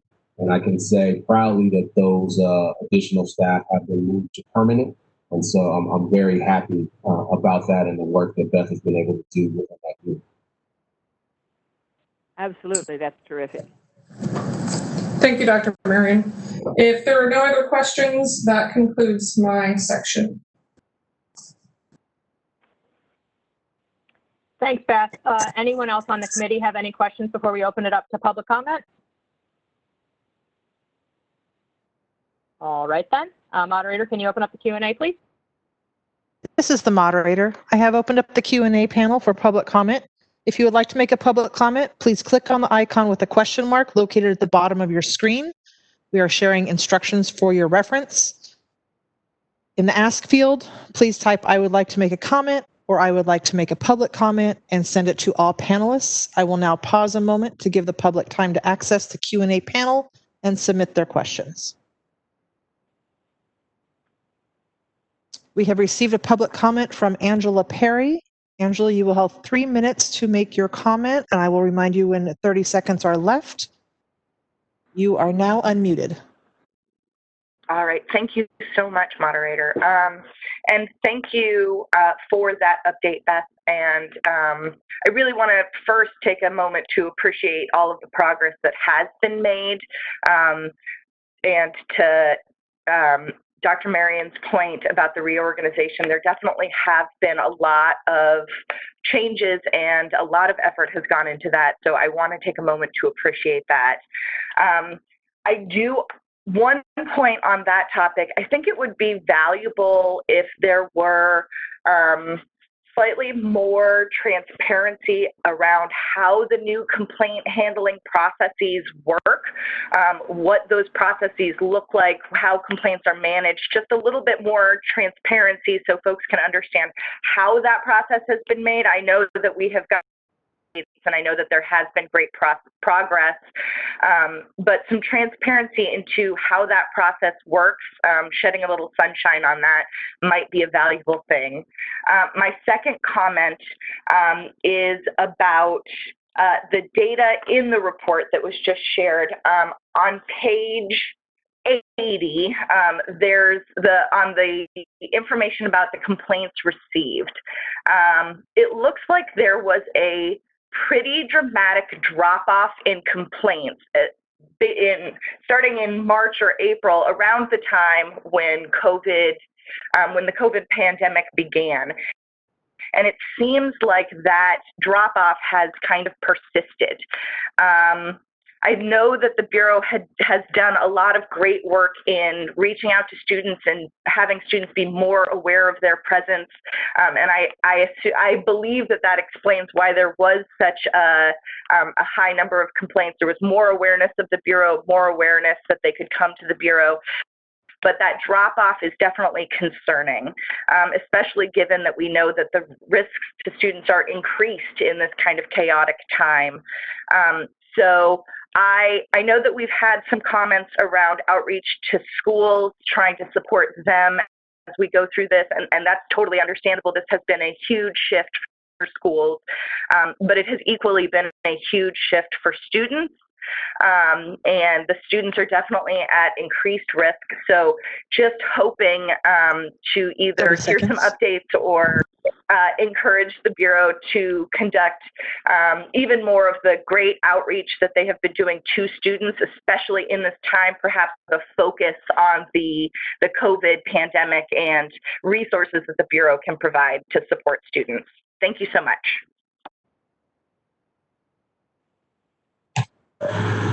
So thank you for that information and compliments. And one of the things that we have done, and I'm pretty sure we have at the previous meetings, went over some of the changes that we have made specifically within enforcement. And I know that that's something that we've continued to bring information about. So I'm pretty sure we have that in some of the prior meetings. As far as the drop, one of the things that I'll tell you that one, I'm proud of the work that our team has been doing in enforcement, but I think there has been a drop. And I think just because I think COVID was such a big shock to everybody, that everything kind of just got disrupted for a little while. And I'm assuming these complaints will eventually start to climb a little bit more as we move into the fall and potentially into 2021. But at this point in time, I kind of understand and kind of see based on the pattern why they may be a little bit low at this time. But Beth, I don't know if you have anything further you want to add to that. I do. Thank you, Dr. Marion. I would like to point out in that chart from 2019, the spike you see in April, that was due to numerous complaints from about one institution. So if you look at compared to 2018 and 2019 for the rest of the time, for quarter two, it's about the same.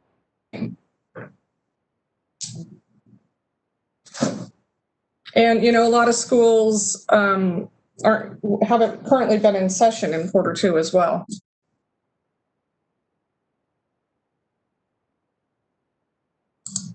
What I have. Thank you.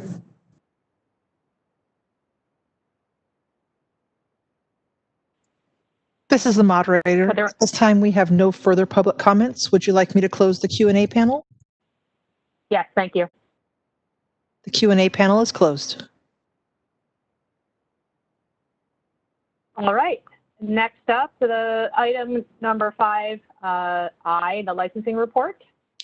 Hey, Kate, Back to the Bureau. Yeah.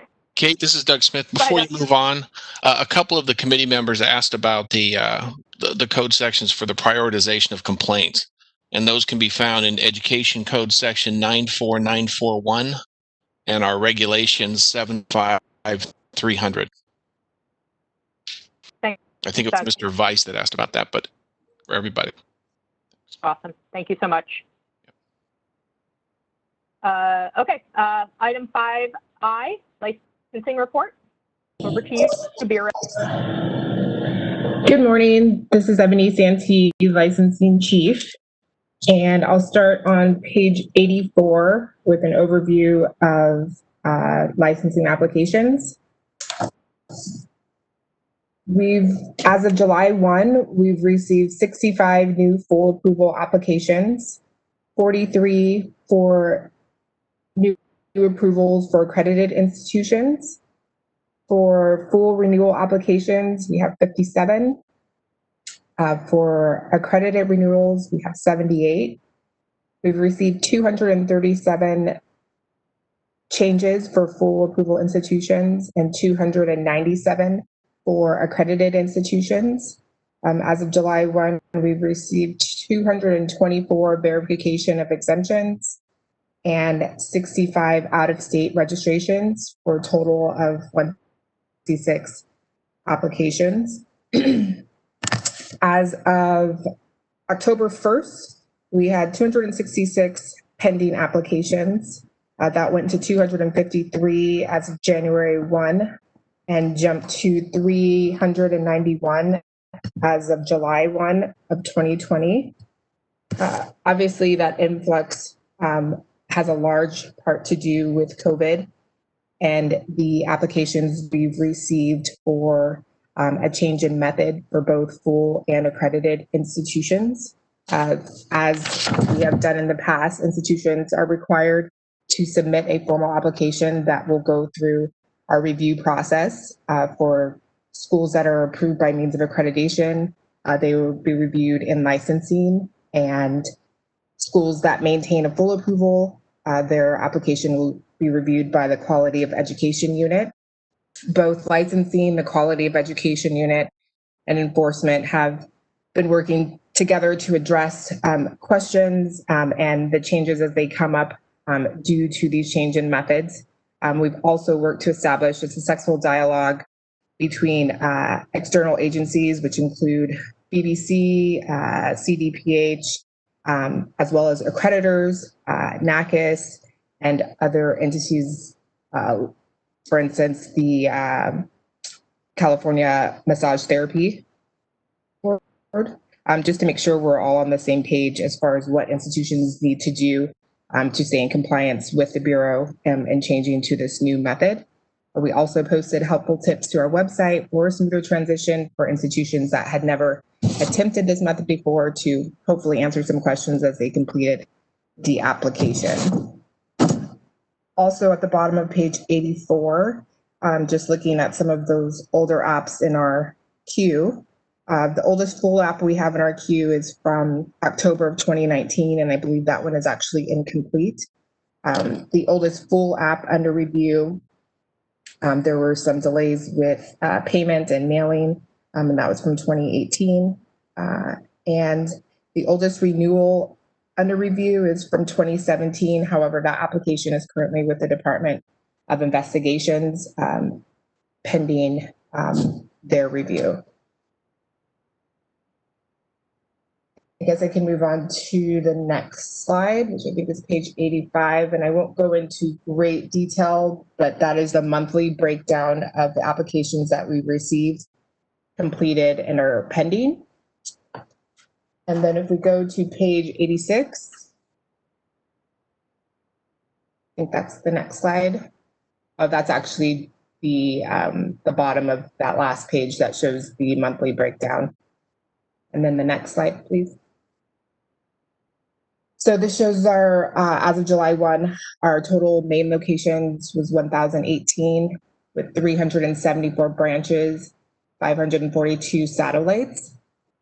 Of those main locations, 422 of those are approved by means of accreditation, and 558 of those have a full approval. Just as a note, some of those full approvals are accredited. However, their approval with the Bureau is a full approval.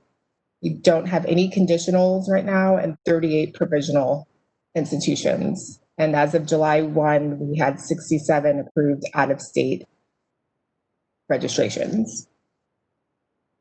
So I want to make sure to give Ebony some praise. They have definitely hit the ground running. As you all know, Ebony is fairly new to her position as the chief of licensing. So once again, kudos to you, Ebony, and what you guys have been able to do in a short amount of time and turn things around, being extremely responsive during this pandemic. So I think it's just important to make sure that we acknowledge that as a deal.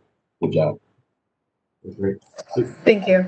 Yeah, Ebony, can you remind me, how do you define a main? Is that with an OPID number, the same as the Department of Education would define it?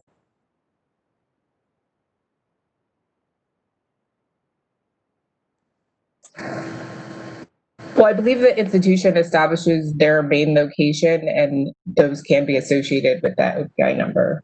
Lisa, you might be able to clarify that if I'm incorrect. I had a question on the substantive change approvals related to COVID-19, and if you could give us an overview of that a little bit. For example, how are you dealing with programs where you really ordinarily need hands-on work, such as you mentioned, massage therapy, cosmetology? I'm sure there's a bunch of other courses where you really need hands-on. And the other thing is, are these substantive changes permanent, or are they temporary for a short period of time, pending basically the virus getting under control? And if they are permanent, then does that mean that schools that ordinarily would need certain hands-on are going to be allowed to provide that just by online in the future? Hey, Margaret, it's Lisa. I'd like to be able to go back and answer David Weiss's question before we move on to a new question. And that was regarding the how do you define a main institution. And the main institution is defined in our laws as being their main administrative location in California. So the institutions do identify their primary main location for us. Okay, so every institution would only have one main for ownership. Not necessarily. They could have a school could own 5 schools or 5 locations and have them all operate independently. We have seen that in previous large schools like ITT operated, where each of their locations was a main. And then we have other schools that have mains and branches, and they operate them all under one business organization. But you can have one corporation that owns multiple schools, multiple mains. All right, thank you. So to your question, Margaret, I'll start with the second one. Some of the changes to a new method are temporary and some are permanent. For many of the institutions, they don't foresee continuing to permanently utilize distance education, potentially once the pandemic and residential courses are able to resume. For those that are permanent, they are reviewed. School that is approved by means of accreditation, they have to have received the accreditor's approval first for those changes, depending on the program. And then we then approve based on that approval.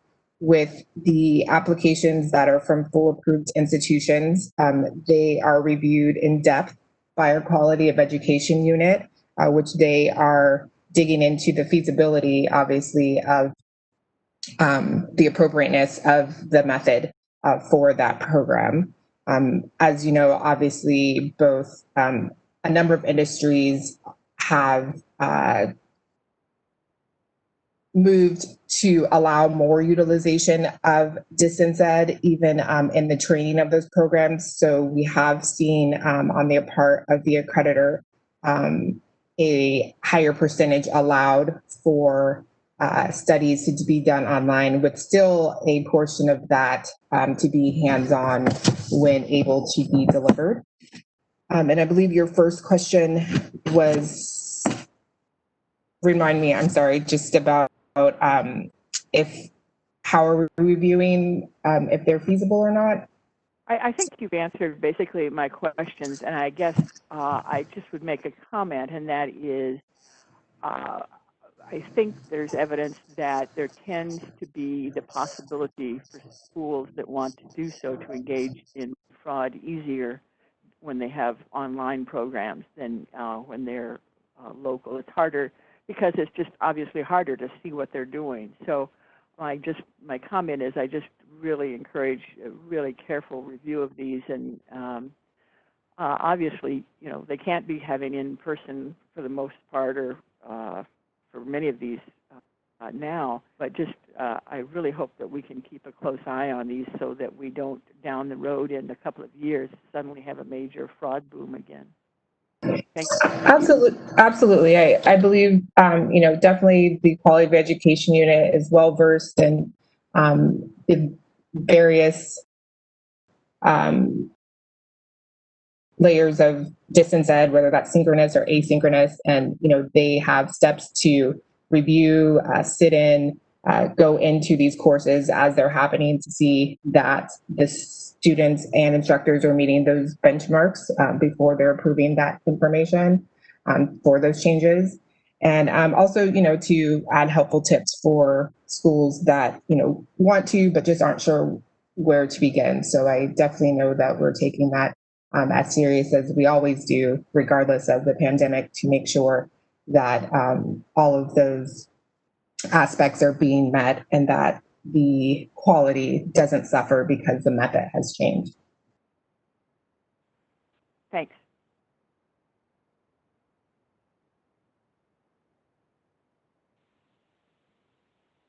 Thanks, Ebony. Are you finished with your presentation? Yep, that's all I have for now, unless there's any other questions. Awesome, thank you. Is there anyone else on the committee that has any questions for Ebony before I open it up to public comment? All right then. Moderator, can you open up the Q&A, please? This is the moderator. I have opened the Q&A panel for public comment. I will pause for a few moments to allow people to submit their requests for comment.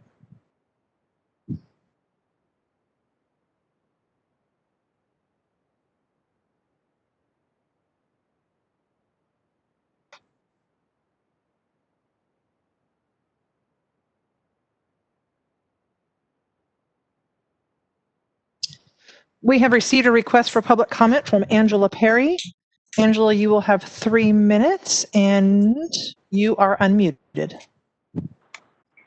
Thank you so much. And thank you all. I have a very relatively brief comment, similar to the comment that I made earlier. First, I want to say that I really appreciate all of the hard work clearly going into the oversight of all of these transitions as they are happening due to COVID-19, and really want to express appreciation for the lift that it has been to shift gears as we are all doing right now. But do want to echo my earlier concerns, just that this is a very risky time for students. We are in a similar situation to the last recession, where there has been a period of deregulation at the federal level, and now we are headed into an economic recession. Historically, that has been a period of time that has been ripe for predatory action. So just want to echo my earlier concern that this is a time that is ripe for student harm. And so really appreciate all of the energy that is already being put into oversight of all of these, and really appreciate the expertise that the Bureau has in this area, but would definitely emphasize that this is just an unprecedented and dangerous time for students. And so really urge the Bureau to keep that in mind always, as I know that the Bureau takes that responsibility very seriously, and I appreciate all the work. Thank you so much.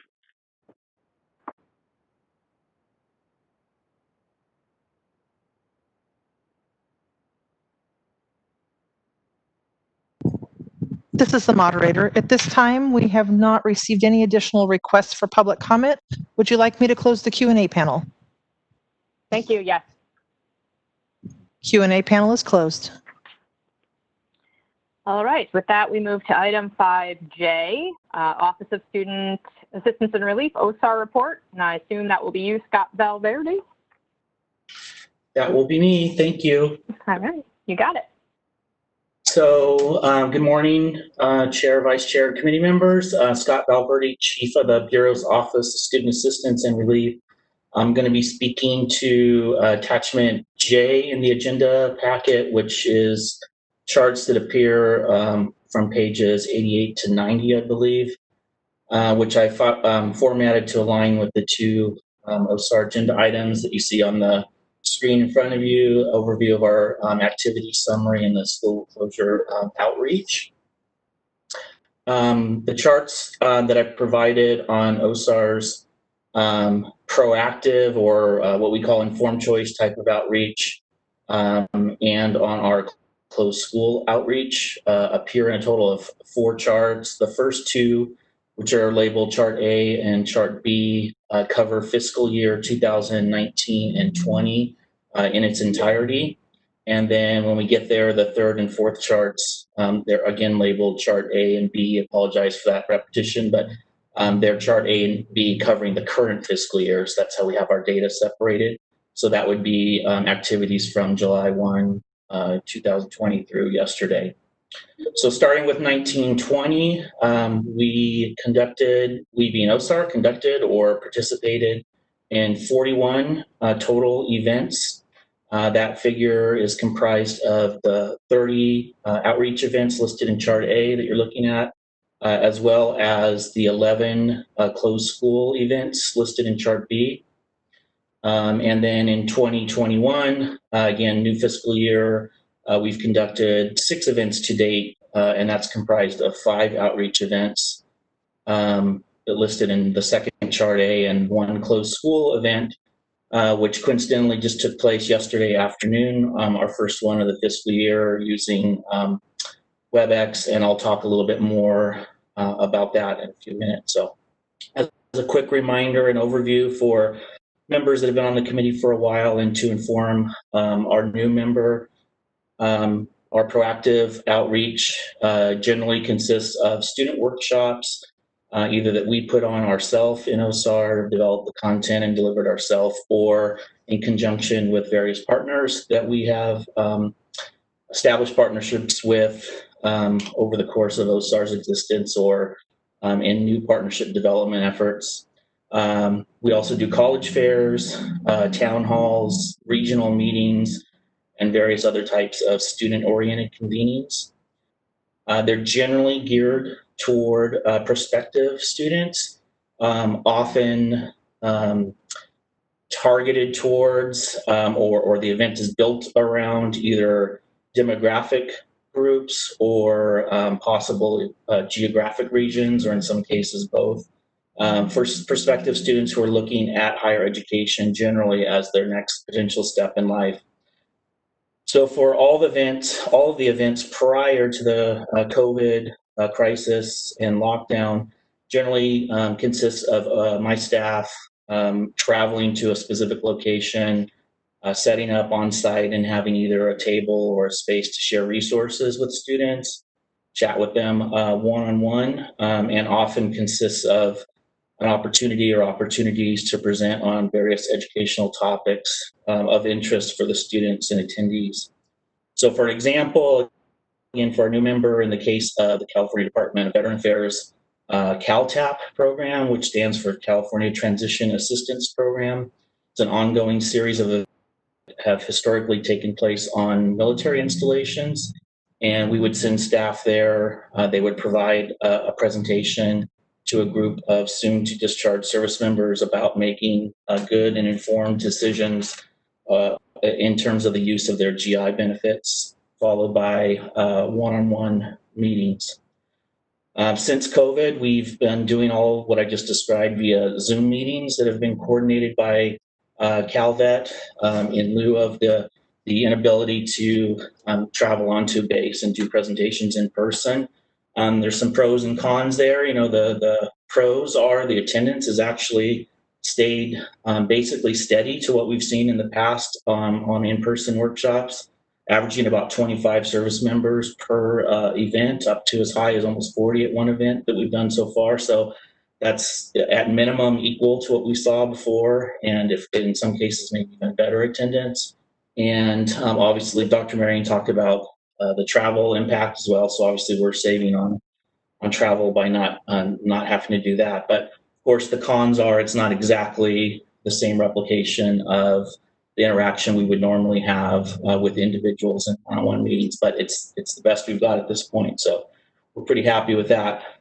On the outreach side, you can see, again, looking at the night, going back, I'm sorry, I'm bouncing around a little bit, but back to the 1920 chart A, you'll see in the first chart that things obviously slowed down in February 2020 due to the COVID crisis, as many of those in-person college fairs, regional events that we've historically participated in, and then unfortunately some new ones that we were looking at participating in for the first time either were across the board canceled or postponed due to COVID. So that's where that break is. But as you can see, we're starting to ramp back up with CalTap workshops, and with Dr. Marion's support, which I appreciate. We're really looking at this next academic year, taking and exploring opportunities to take more of a leadership role on developing and hosting more proactive outreach content in a virtual environment. So we're looking forward to that. I'm already making a lot of contacts with my partners and colleagues in the K-12 area and in the college fair industry, which is an industry of itself, and as well as workforce and community colleges, et cetera, to try to get together and have some conversations about how we may be able to provide this outreach in the future, given the COVID crisis. So more to come on that in future meetings. Switching gears to the closed school side, again, for our new member, closed school outreach generally consists of student workshops that traditionally take place on the campus of the closing institution, or if that's not feasible, at a nearby offsite location, examples of in-state buildings and libraries, things like that. Those are, again, workshop events where we go over students' rights and their options that they face upon a closure, how to proceed, recommendations of how to proceed to ensure that they have their economic recovery from their economic loss, whether that be through STRIF or loan discharge programs or benefits reset programs, et cetera. Of course, with COVID, we are moving towards more of a remote delivery model, given our inability to travel and do those workshops in person. So we anticipate doing more events like the one yesterday where we used WebEx webinar technology. But just as sort of a side note as well, as you're looking at this data, these charts are capturing the actual events where we've held an organized event, certain dates, certain times, certain delivery mode. But we actually, even prior to COVID and more so post-COVID, are providing a lot of the outreach content just in individual contacts with students who are unable to go to a workshop. So one-on-one phone calls, meetings one-on-one, email exchanges. So there is closed school outreach that's going on that isn't necessarily captured in these charts that I think with the new IT system, we may be able to provide even more robust picture of all the closed school outreach that we do conduct. But again, we're utilizing every tool in our tool belt at this point to be able to connect with students given the situation that we're in. Similar to the closed school, similar to the proactive side, we've seen a large gap in actual hosted events, with the last one being on February 7th in the prior fiscal year, and then having a gap until the event that we held yesterday. Generally, the steps we've taken during this period of time to sort of prepare to be able to do more closed school outreach remotely have been to refresh the resource materials that were already on our website. It was already a tool that we used anyway pre-COVID for students that could not attend, but we've definitely gone in there and refreshed those materials and made sure they're the most up-to-date information that we can provide via our website. And the other thing is we're working with the Office of Public Affairs here within DCA to film and edit an asynchronous video of my staff presenting a closed school workshop. So it's kind of like a staged shoot that we're having where we're going to film the presentation and then edit in, commonly asked questions and try to, as best as we can, what a OSAR workshop looks like in the instance of an inability to actually do it in person.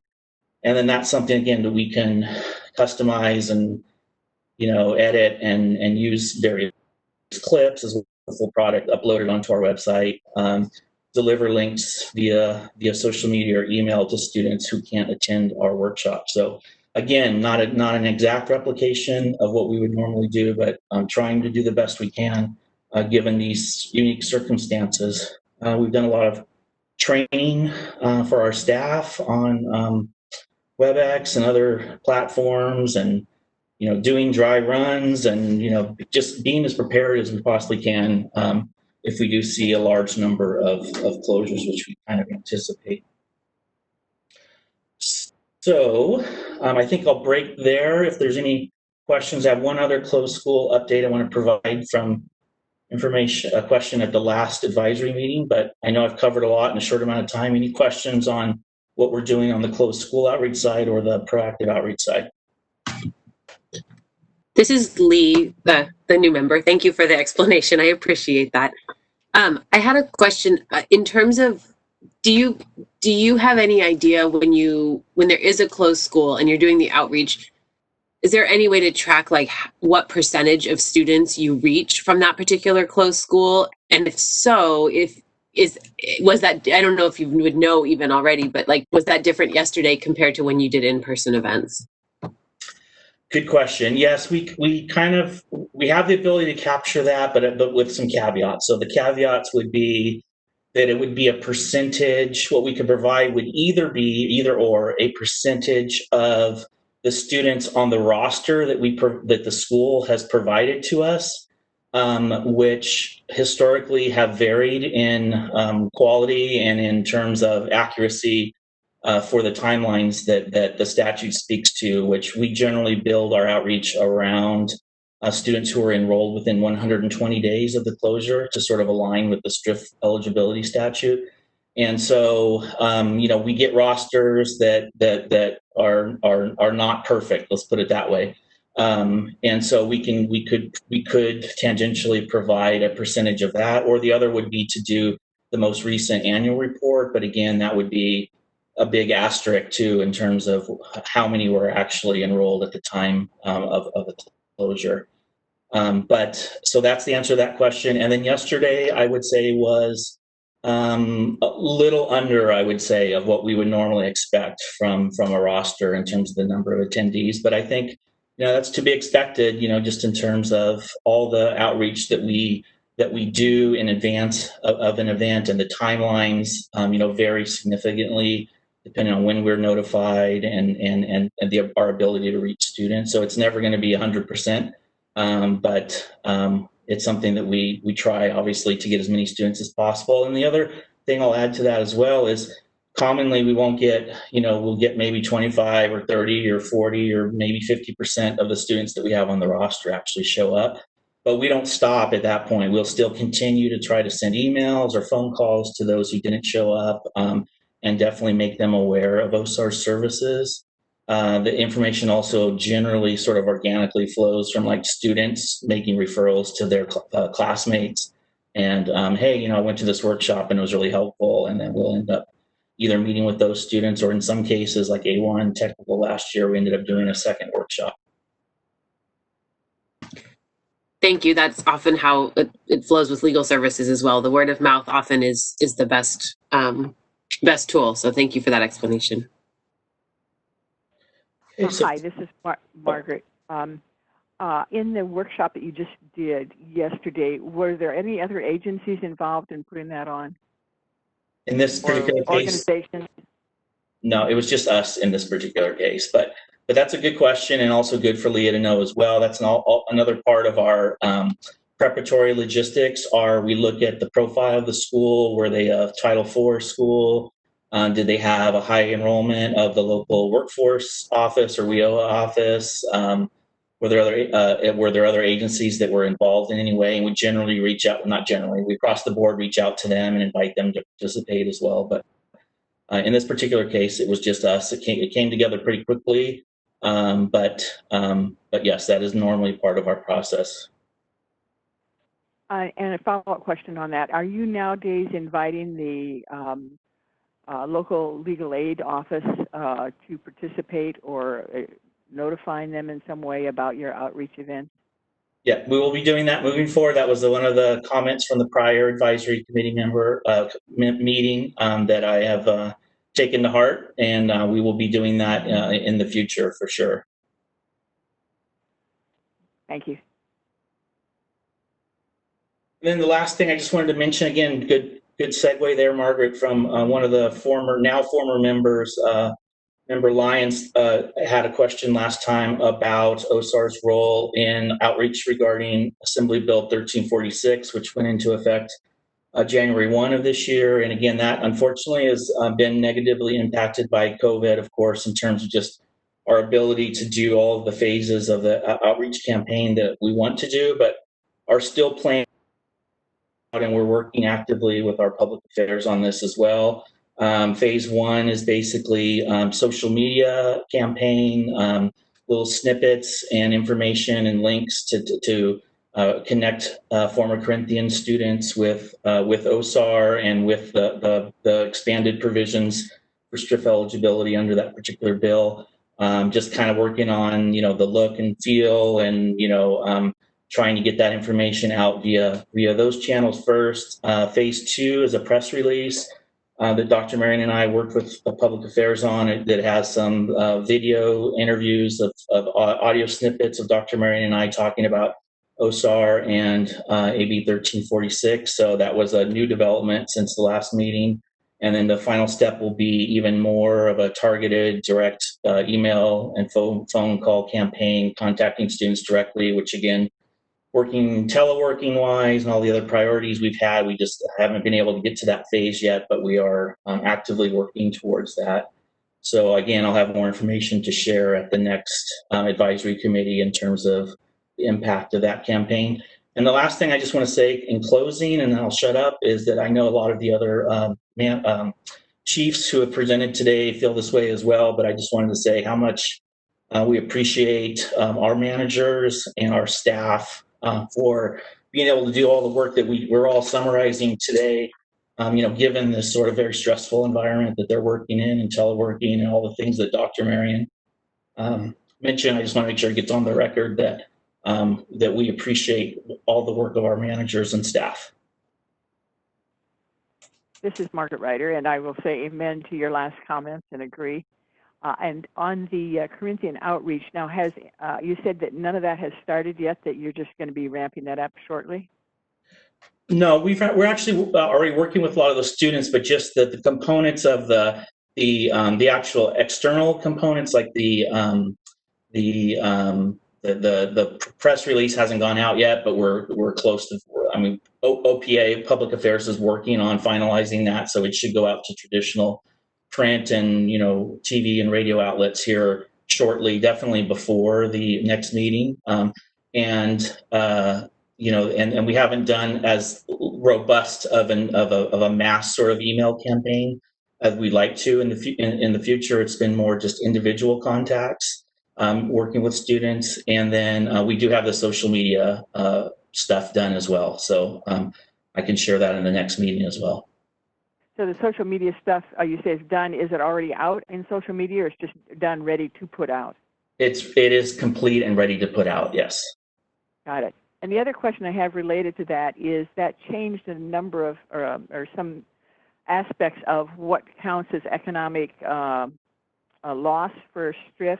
Are your materials now current with those provisions, so that when information goes out about STRIF, it will have that information as set forth in 1346? Good question, Margaret. Our outreach material, yes, our outreach talking points. Again, we haven't had many workshops, but the workshops that we will have in the future will definitely speak to that. I think Yvette may be able to speak more to that in the next, in her presentation, which is up next as well. But I believe there's a regulatory step that we'll need to do to make the actual change to the application itself, but all the supporting information regarding that, and then of course, like Yvette will speak to, the actual processing of the STRIF claims are definitely being done under the changes to the definition of economic loss, and we've been working with Doug really closely on that as well. Thanks.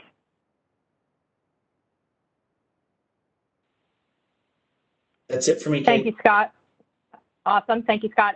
Anyone else on the committee have questions for Scott before I open up the Q&A? All right, hearing none, we'll open it up for public comment on the OSAR report. This is the moderator. I have opened the Q&A panel for public comment. We're displaying instructions for your use. I will pause for a moment to give the public time to access the Q&A panel and submit their requests.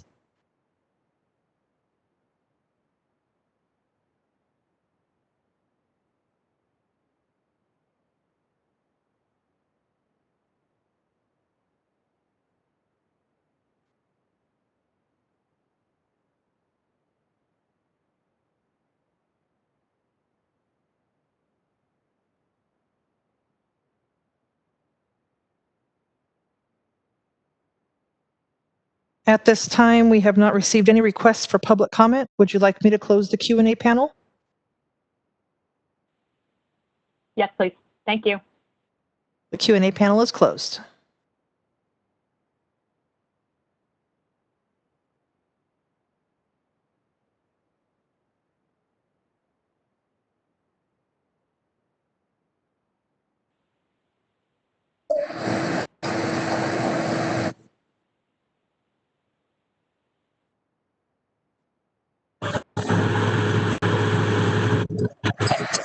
All right, are we ready to move on to item K?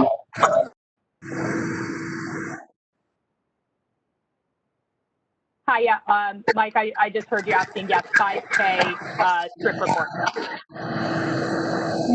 Good morning, I'm Yvette Johnson. I'm the administration chief and the Student Tuition Recovery Fund manager. And I'll be presenting the statistics for the Student Tuition Recovery Fund. The statistics that you've been provided are an overview of the 1920 fiscal year, and they also show what's occurred in the 2021 fiscal year up to August 13th. So to begin with, in 1920, we received a total of 429 claims. And to date, we received 68 claims for this fiscal year. And in the 1920 fiscal year, we paid a total of 488 claims.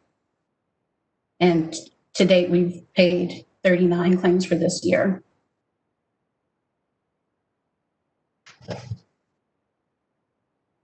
So for the claims that we closed out in 1920, it was about an average of $939,330 per claim. And for this year, it's an average of about $22,045 per claim. So for the claims that are deemed ineligible, we closed out 68 in 1920 and 4 so far this year. And we denied 67 claims in 1920 and 18 so far this year. We closed out claims unable to contact, and please just keep in mind for those claims that we close out and unable to contact, that's where we've made efforts to contact the student or the claimant, and we mail them out letters, we contact them via phone, via email, snail mail, or however they choose to be contacted. And we do a 30, 60, 90-day letter.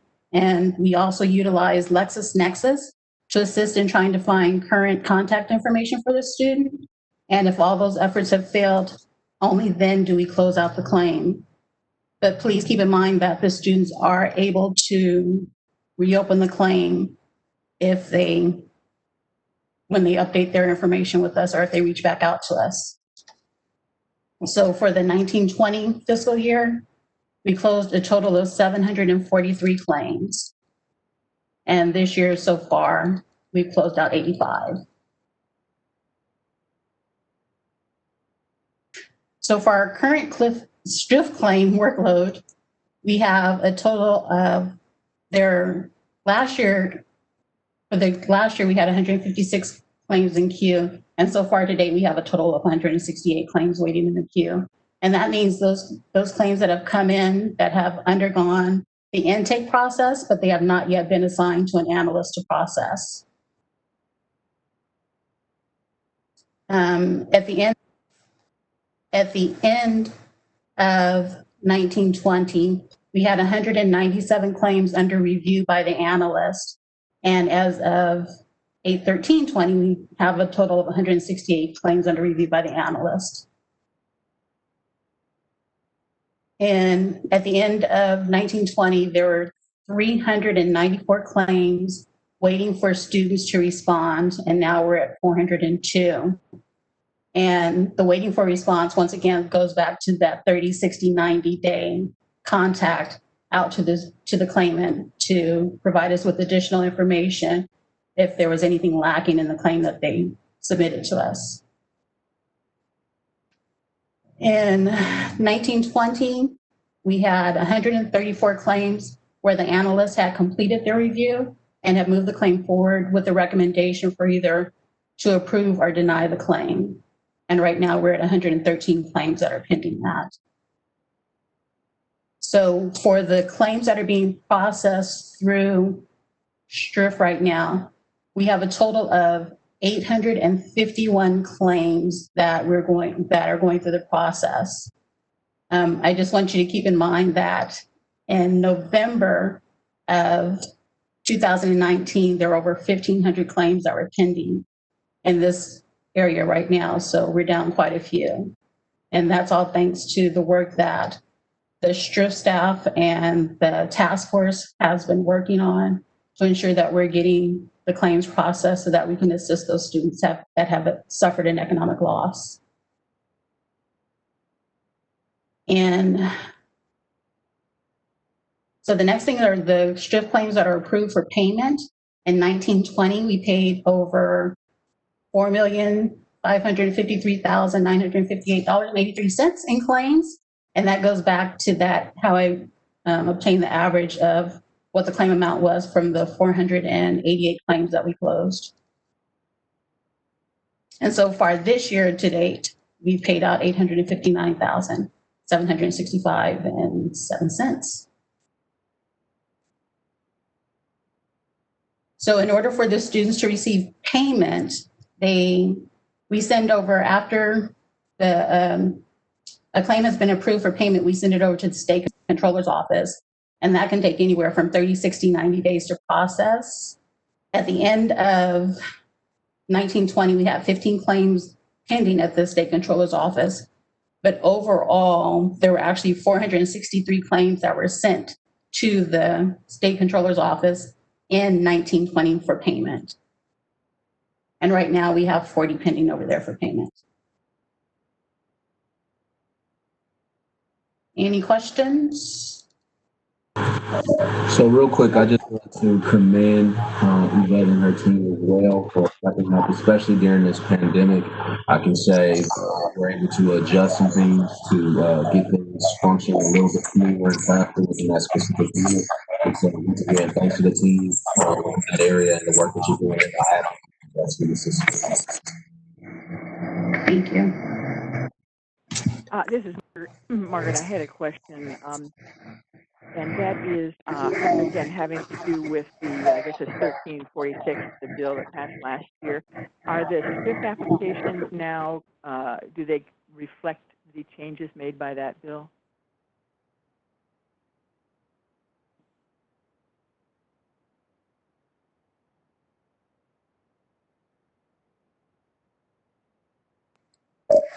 sorry, I was talking with my microphone not being on. We are currently working on the application to get that approved. That added that additional Corinthian aspect of the economic loss into the application. So that's going through the regulatory process. Didn't it also change the definition of economic loss generally? It added some additional components to what economic loss could include and not include. Right. So right now, the applications that are going out when there's someone wanting to file, the applications available to them online and so on, those still don't have those updates. Is that correct? Right. We were making the one update that included the additional information about Corinthian. Oh, but you're not doing the other updates yet? However, we do have the law attached to it so that they can review the law, so that the law is available to show what, as an attachment, the law is available to show what the requirements are for filing the STRIP application. I guess I would recommend that until that application is updated, it's often difficult for people to wade through a law, that it might be helpful if there were some sort of a notice or, pay attention to this kind of thing where people get their applications that says the law has been updated, additional things are included in economic loss, see the attached. You may have something, and I don't know the language, but something in addition to what this application says may be eligible for your claim, so that they realize that there is something more there. Or alternatively, when you get those in, if they are dated after the effective date of that law, do you look into and then try to gather information about what additional economic loss they may have had that they didn't know to include in their application?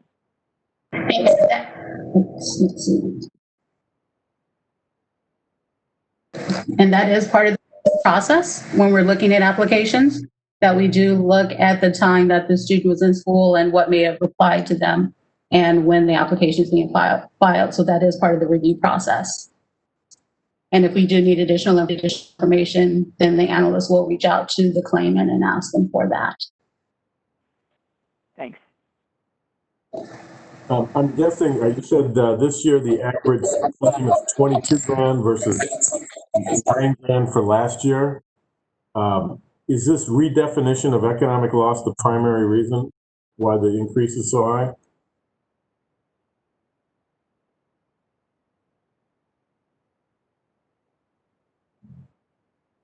You're on mute. Thank you. I didn't realize I keep getting kicked out. I think it's also dealing with the schools that have closed and the amount of the programs that they were offering and that the students were enrolled in. Okay. The redefinition of economic loss, I'm sure that's probably gone over last meeting. Can you just briefly give me an idea of what the big differences and how that definition changed? Okay.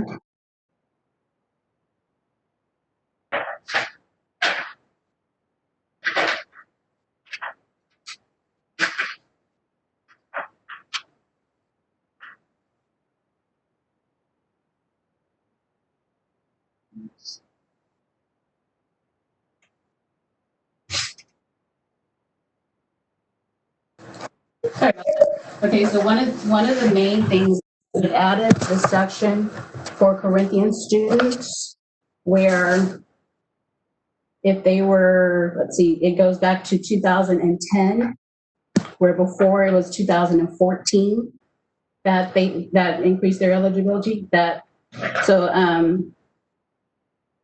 Any student that was enrolled on or after January 1st, 2000 at Corinthian College, they may be eligible.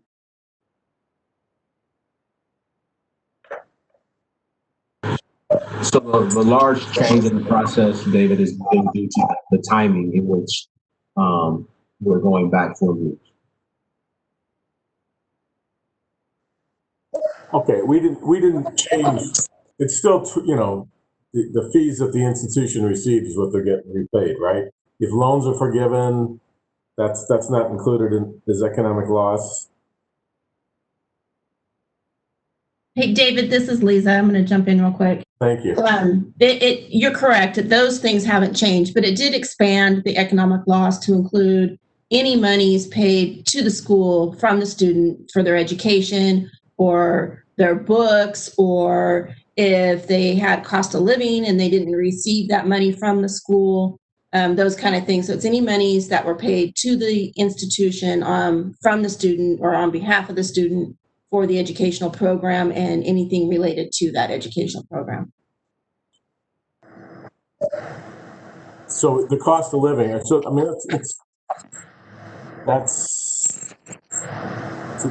so it's paying for their time that they lost, right? That's what it sounds like it is. You know, if the institution got 10,000, but it cost the student, you know, the student paid 10, but it cost them 10,000 to live, the out of pocket is 20 now. Is that the economic loss now? Correct, if they didn't receive that 10 for cost of living from the school, because traditionally the schools will pay the students that money. But if the school never provided the student with that money and they kept it, then that would extend the economic loss. All right, so that would have been a violation from the school a long time ago. So, okay.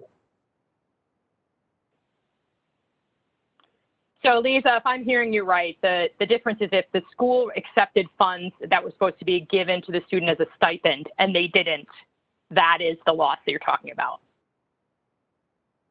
Correct. That's an example of the expansion. It's not the cost of attendance. I mean, because we do cost of attendance or cost of the program, usually we don't get money to give to students. It's rare that we get the extra money to give to students.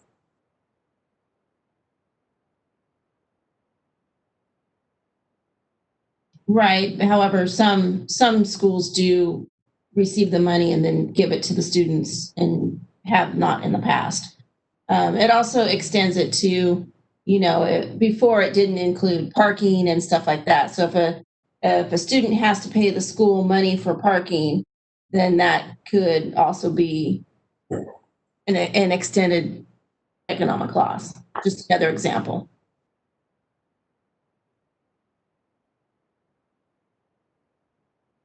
Okay.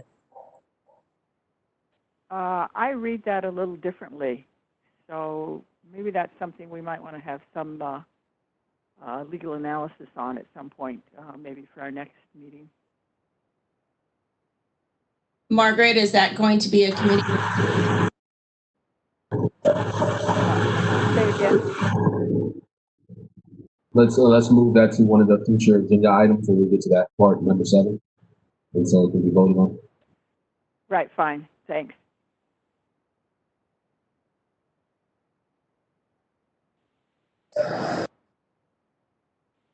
Any other questions from the panel regarding the thrift claims? And, oh, I had a question.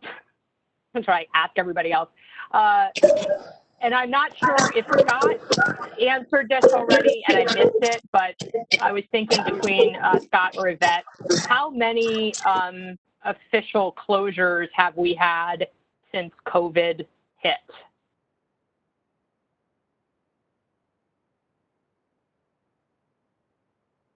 Can you hear me? Yes. This is Scott. Actually, I think Beth would be able to answer that. That's happened at the school test. I can speak to kind of like what OSAR is getting, but she had, I think, a more full picture. Beth, or to put on the spot. Excuse me, this is the moderator. Scott, I believe you're probably standing a little too close to Yvette and we're getting some reverb back when you're speaking and we're unable to understand what you're saying.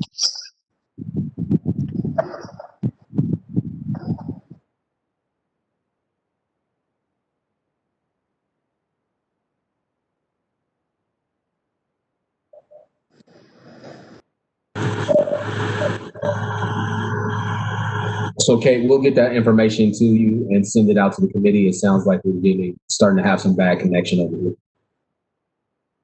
Thanks, Mike.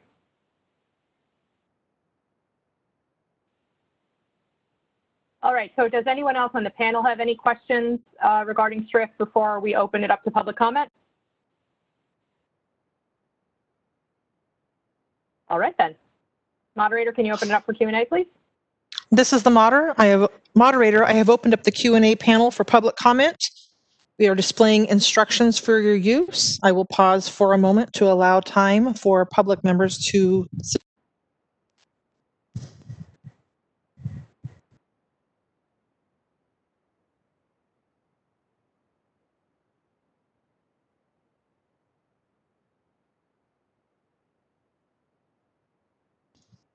We received a request for comment by Angela Perry. Angela, you will have 3 minutes to make your comment, and I have unmuted you now. Thank you so much. I just wanted to take a moment to echo some of the earlier thoughts about appreciating all of the hard work that has gone into the OSAR work and the STRIF work. I know that that has been a huge lift, and that, as with everything incredibly complicated by COVID, if there are opportunities where we can be helpful, either in helping connect with students, perhaps former Corinthian students, if we can share information about any upcoming events or outreach efforts, anything that TCAS or other advocates can do, please consider this an invitation to reach out and let us know how we can be helpful. I also wanted to echo some of the request to discuss the implementation of AB 1346, because I also have a slightly different read on that. And so I think it would be valuable to have that discussion. I know that that's going to be put in a future agenda item discussion, but just wanted to, while it was present in mind, wanted to also say that I think that that's worth some discussion and analysis. And with that, thank you again.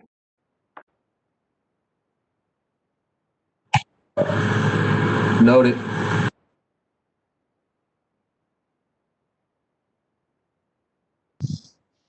At this time, we have not received any additional requests for public comment. Would you like me to close the Q&A feature? Yes, please.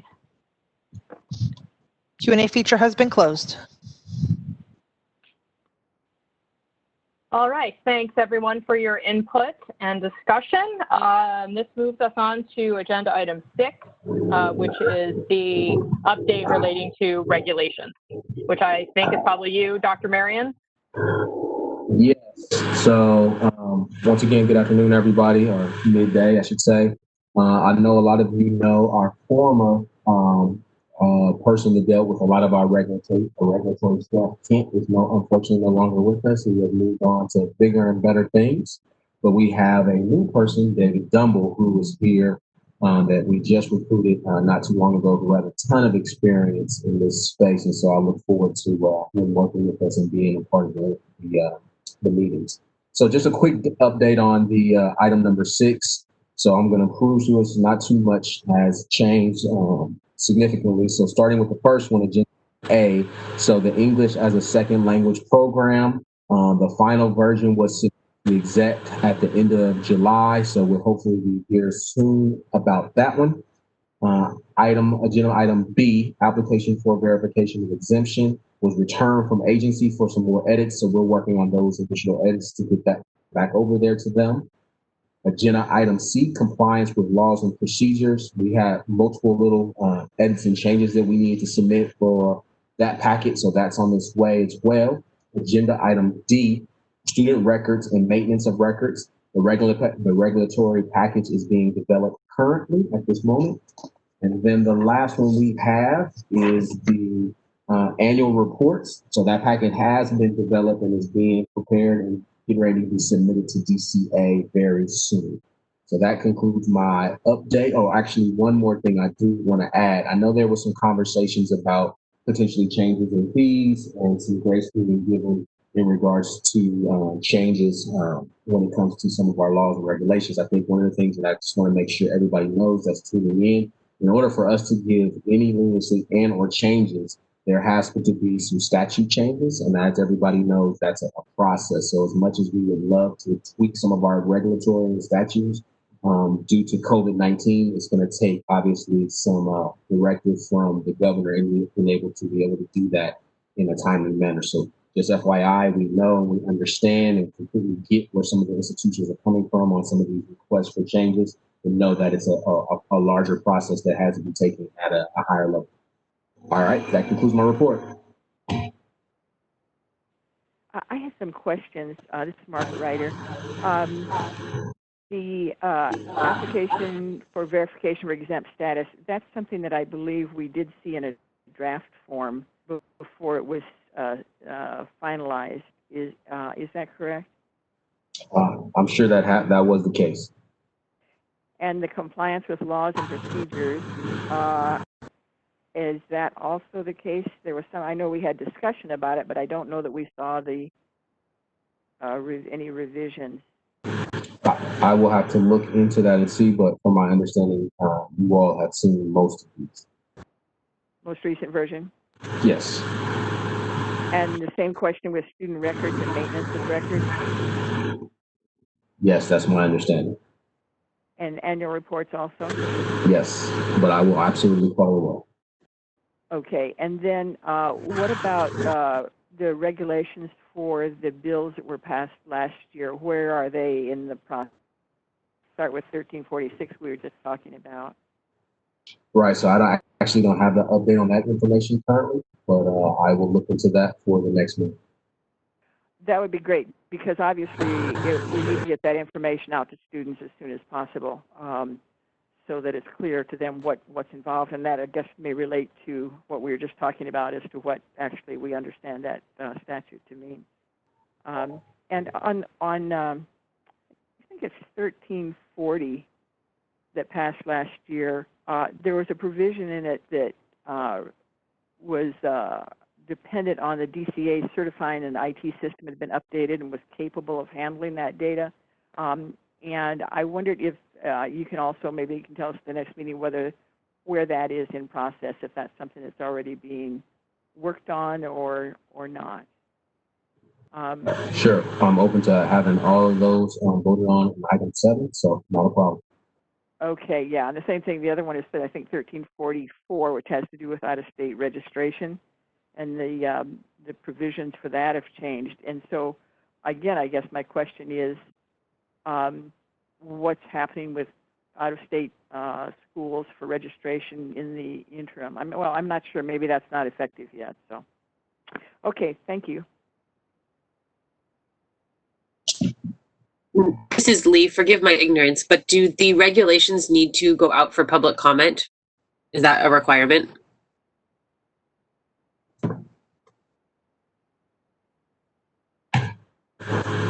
Hello, and Yvette, you can help me on this. After the package has been developed, then they will go out for public comment. So, and in that time, it'll go out for public comment as well.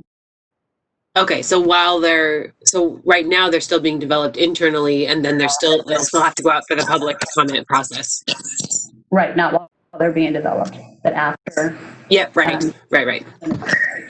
Okay, thank you. This is Margaret. I would just add, as I understand it, the ESL regulation has already had its public comment period. Is that correct? That is correct. And then the other ones, typically, Lee, in the past, what's happened is that the Bureau would develop a draft of their proposed language, and then they would bring it to the advisory committee for discussion.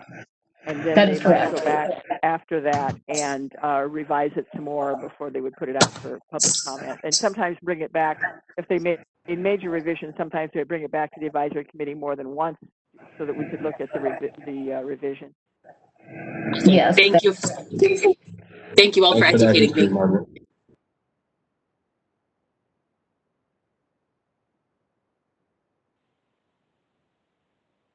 All right, does anyone else on the panel have questions or comments about the regulatory update?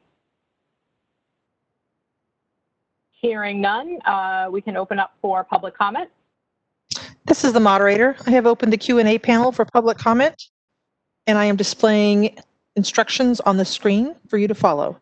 I will pause a moment to allow the public time to submit their requests. for public comment.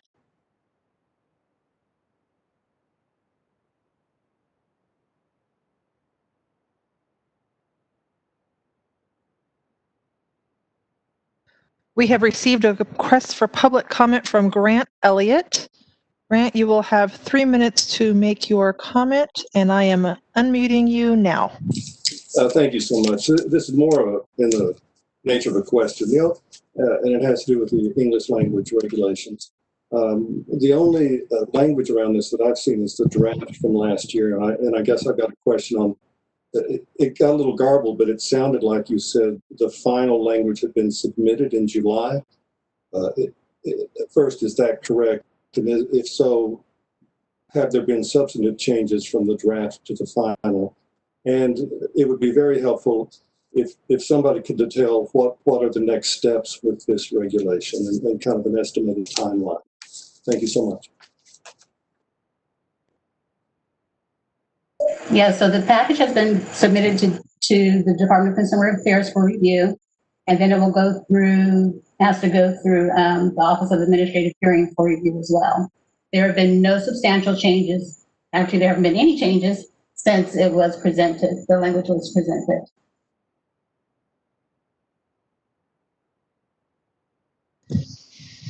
Another request for comment has been received from Angela Perry. Angela, you are now unmuted. Hi, thank you again, Angela Perry with TCAS. I would echo some of the confusion around the status of all of these pieces of legislation. I regularly check the Bureau's website and the current regulatory page. As was noted by Mr. Elliott, the last thing that's been posted on there is language from 2019 on the ESL regulation. And I would suggest that it would be helpful, or at least it would be helpful to me, if the Bureau was able to, because there is so much time that happens between these meetings and there have been canceled meetings and things have been sort of on the schedule and the agenda over, it might be helpful to release whatever current language is available for any of these, and also perhaps to the point about timelines for other regulations, to give the public some expectation of timeline for other regulatory packages. Just shed some light on all of this, because I will admit that I also have had to go back and try to review meeting minutes from previous meetings to try to figure out where we are with any of these regulatory pieces. And so it would just be very helpful to have a little bit more information on that available publicly would be really helpful. Thank you again. Noted. Both of those comments were noted. Thank you. We have another request for comment from Grant Elliott. Grant, you are unmuted. Thank you so much. I just wanted to follow up with a question on, because this is completely mysterious to me, an estimated timeline for the ESL regulation now that it's been submitted. It sounded like it goes to one place and then another place. Does it seem like it's likely to be implemented this year, or are we looking at next year sometime? Thank you. Unfortunately, we don't have the means to be able to answer that question due to the levels of review it needs to go through. But our hope would be that as soon as we can get it approved, we will.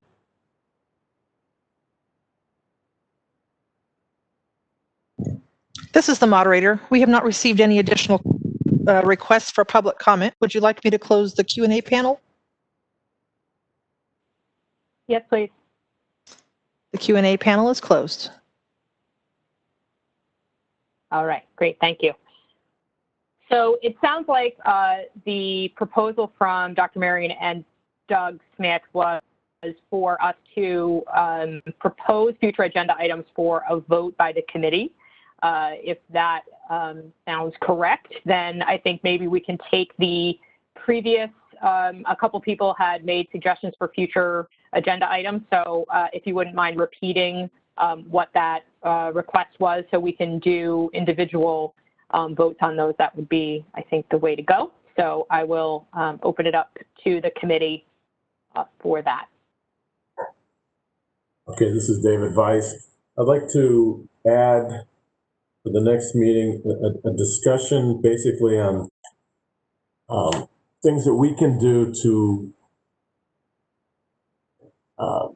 make things make more sense for folks in light of the COVID-19 issue regarding the annual reports and other deadlines, maybe regarding audited financial statements, due dates for things, to give schools an update and possibly even make some recommendations on payment plans available for the fees or just late payment penalties, things of that nature. I know some of these things we don't have flexibility on because they're written into statute, where we do have flexibility just to do things that make sense for everybody involved.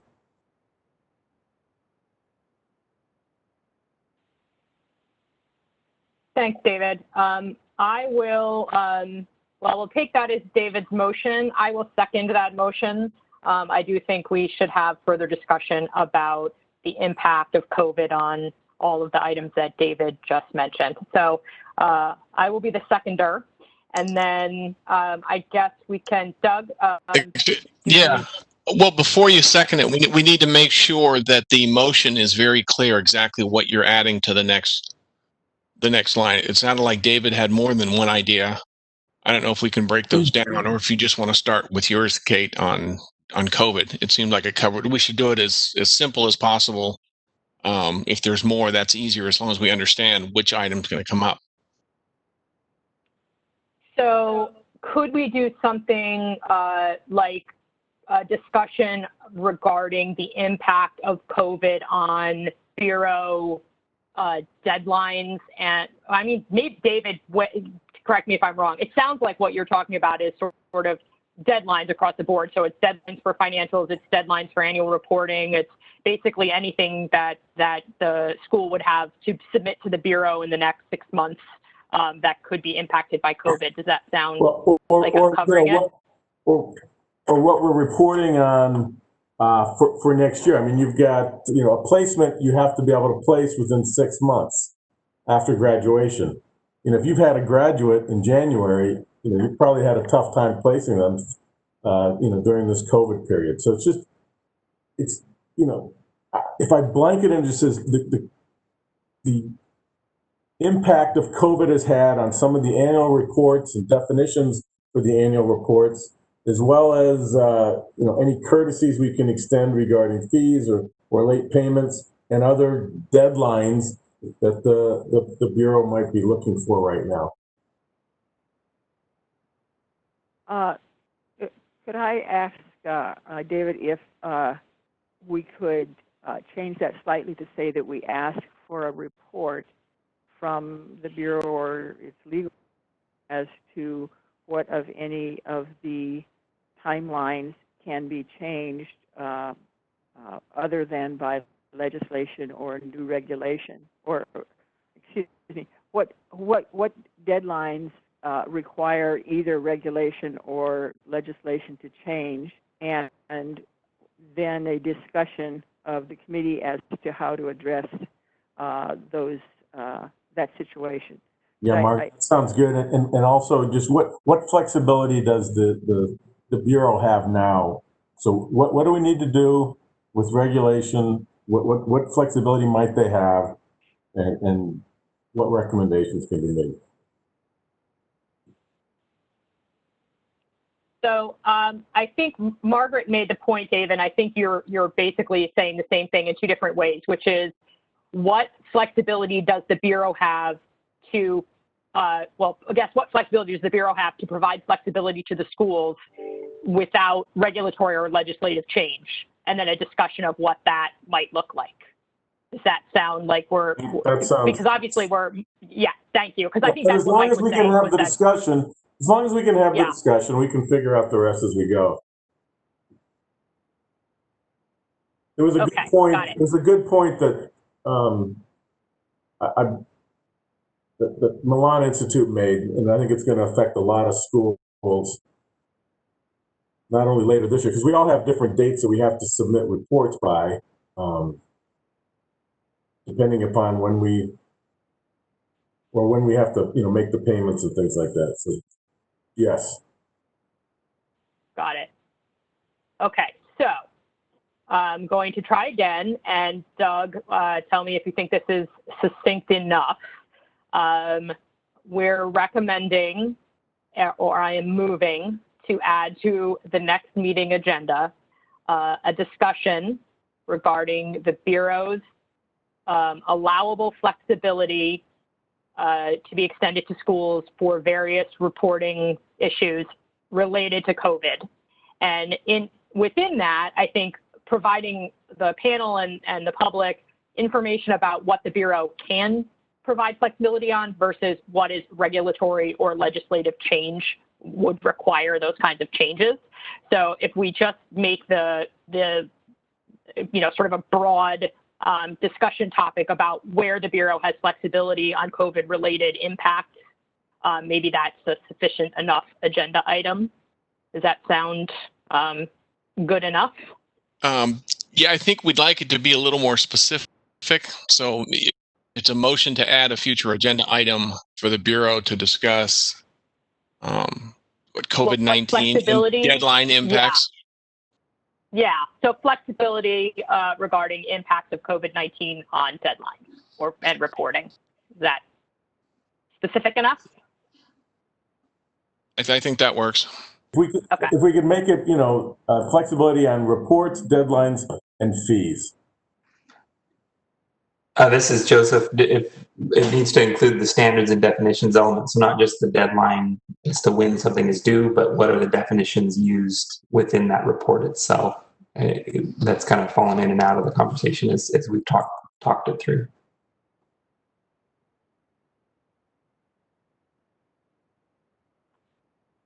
Yeah, that's why it's really expanding now. That could go on for days. I mean, depending on the scope of that presentation. So you guys maybe have to discuss specifically what you want, and you can add more after that. This is Margaret Ryder, and I don't think we necessarily have to have a motion if we are comfortable that Dr. Marion will have heard our issues and concerns and will put something on the agenda along these lines. I mean, it's sometimes. I mean, we have had very few motions. I understand sometimes that's helpful for clarity, but this may be a case where we really just want kind of a broad, wide-ranging discussion. I don't know if we really need the motion. Well, we need a motion to add it to future agenda items if you guys want to vote on it. You can make that motion for a broad general discussion on COVID-19. The Bureau has in the past anyway been able to establish agenda items without motion. Is that something that's not allowed? Well, we understand that. We're trying to streamline it to make sure it's an agenda item that the committee as a whole agrees upon they want to discuss.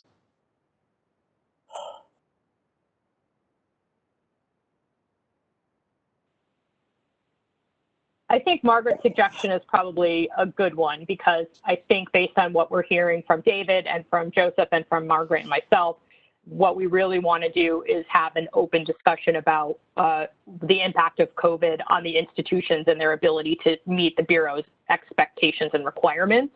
So if we just put it on the agenda as not the Bureau reporting to us, but the ability for us to have a conversation about where there's flexibility and what that looks like.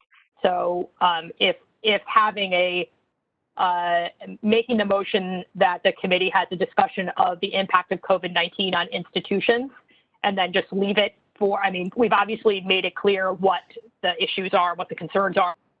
And so if we could just leave it as an open conversation item, maybe that will, we're not asking the Bureau to present anything. I think it's just the ability to have a conversation. Kate, I think it would be helpful to have the Bureau at least, either make a presentation or be prepared to interject in the conversation. That's something that can only be done by statute. or this can only be done by regulation, just so that we're not, proposing stuff that we have no ability to effect. Right, Margaret, that's exactly what my thought is that would be the conversation, that they would be, that's a legislative change, that's a regulatory change, that's something we have flexibility about.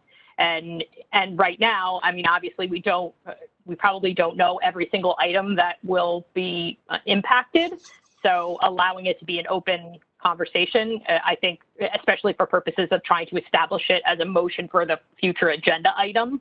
I'm like Doug said, it's probably a 10-part conversation, but we don't know for sure at this point, I don't think. But I think that's my whole question is, where does the Bureau have flexibility? That's ultimately the question. Where is there flexibility to help institutions that are struggling in whatever way that means, whether it's fees or dates or reporting or whatever? Because we know there are some instances where there is no flexibility. And if that's the case, then that's the case. But I think schools need to understand where there is flexibility and where there isn't. So I think everybody now gets a view of our internal conversations that we have after the advisory committee meeting. And so I think we are clear enough at this point in time, based on the examples that have been given on the discussion that needs to be had. So I would leave it to the committee chair and the committee to vote on putting that on the agenda. Okay, thanks, Mike. So I'm going to try again with a motion to add an agenda item for our next meeting, which I believe will be November, to discuss the impact of COVID on institutions and the flexibility that the Bureau can provide to the institutions.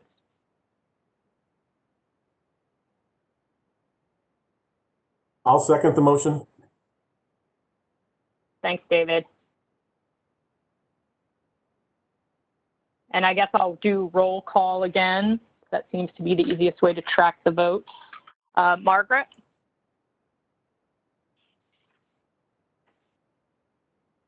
Thank you. Lee? Yes. Thank you. Thomas? Yes. Thank you. Dr. Snowden? Yes. Thank you. Joseph? Yes. Awesome. Thank you, everyone. It was a unanimous ayes to add that to the agenda. Other additional future agenda items, anyone?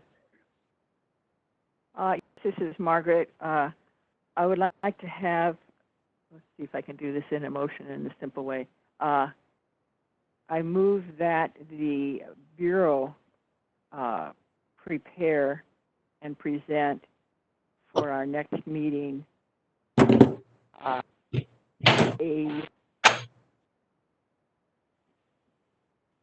description of where in the regulatory process the Bureau is and what it estimates are the timeline for further steps in the regulatory process related to the bills that passed in 2019, AB 1340, AB 1344, and AB 1346, and that it also present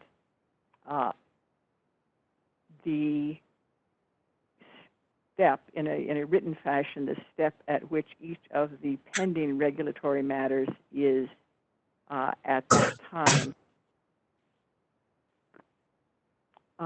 and that the information, to the extent possible, be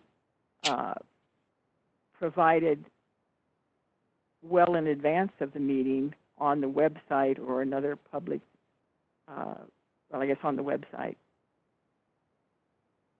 I'm going to end it there.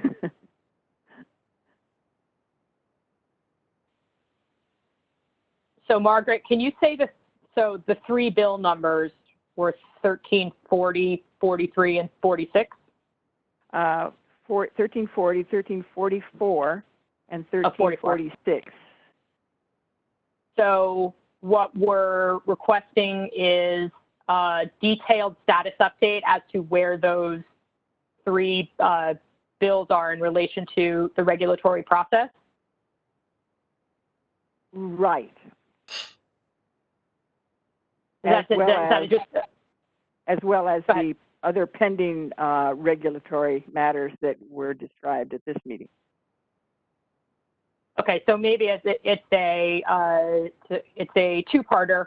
Well, I mean, we already update, so it sounds like what you're requesting is a little bit more detail about where things are, and so we're just basically adding these three additional bills to the regulatory update and to provide a bit more detail. Yes, including a timeline going forward, because we're already in August, and I realize this has been a crazy year, but we're in August for bills that were passed, last year. Not all of them are effective immediately, but some of them are, and I'm particularly concerned about that STRIF, that information is getting out there. So it's asking really for the presentation, but with more detail, including what's the timeline. Got it. All right. So that sounds like more like two motions to me. One to add the 1340, 1344, and 1346 to the regulation update. And then the second one would be an agenda item about the Bureau adding more detail to the regulation update.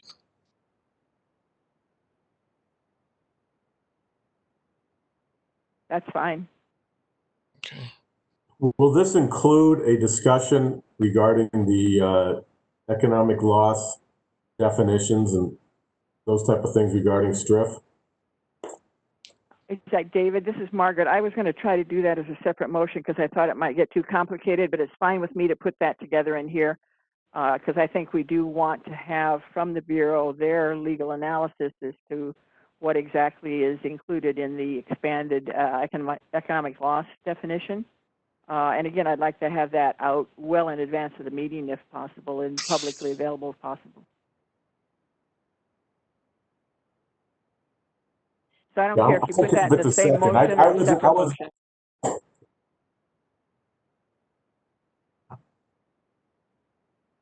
I heard Doug saying something, but I couldn't hear him because he and Margaret were saying something at the same time. Doug, what did you say? Oh, I've been silent. That wasn't me. Oh, okay. So I think I agree with Margaret. I think that the discussion of what economic loss, sort of what's the Bureau's position on what that means, is probably its own item, separate from just adding the three bills to the regulatory update, and then a second motion, which is so I think maybe the second thing that Margaret's requesting, which is more detail regarding the timelines on where those regulations are. I don't necessarily, I mean, Doug, unless you think otherwise, I think that the request is, and it's not really an agenda item because it's not really well, I'm trying to figure out the best way to do this. Really what we're asking for is for the Bureau to add these three bills to the regulatory update for the next meeting. So is that really an agenda item? It's just additional information being requested of the regulatory update, which we sort of do as we go along when we're asking each of the Bureau reps to provide additional information on whatever topic they're talking about.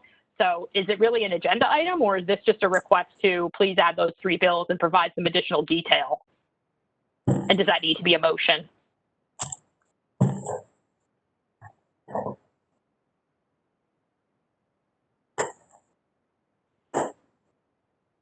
This is Margaret. In the meantime, I'm fine again with this not being a motion. I think it's something that we can handle as we have done in the past fairly informally, but if we need a motion, fine.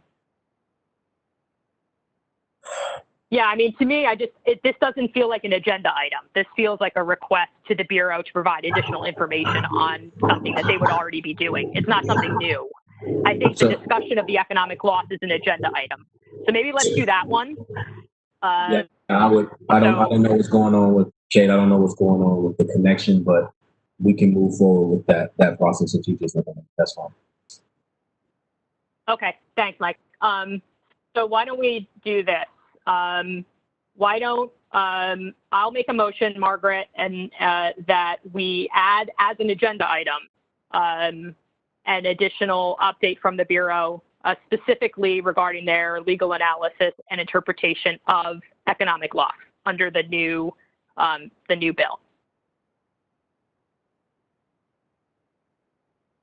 I think that works for me. I don't even know that this part is an agenda item. I really would like to have that analysis out in advance so that we can look at it, so we're ready to discuss it. But that's not really quite an agenda item. It's just an ask at this point, so I guess I can't add that. So you know what I'll do? I'll second your motion, Kate. You get an eye from me. Okay, so we have a motion and a second to add to the agenda for the next meeting, the presentation by the Bureau of their interpretation and analysis of economic loss. So we have a motion, a second from Margaret. David, we got an aye from you. Thank you. Lee? Sorry, getting to unmute. Aye. Thank you. Thomas?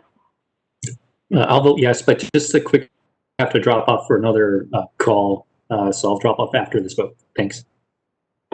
Okay, thank you. Dr. Snowden?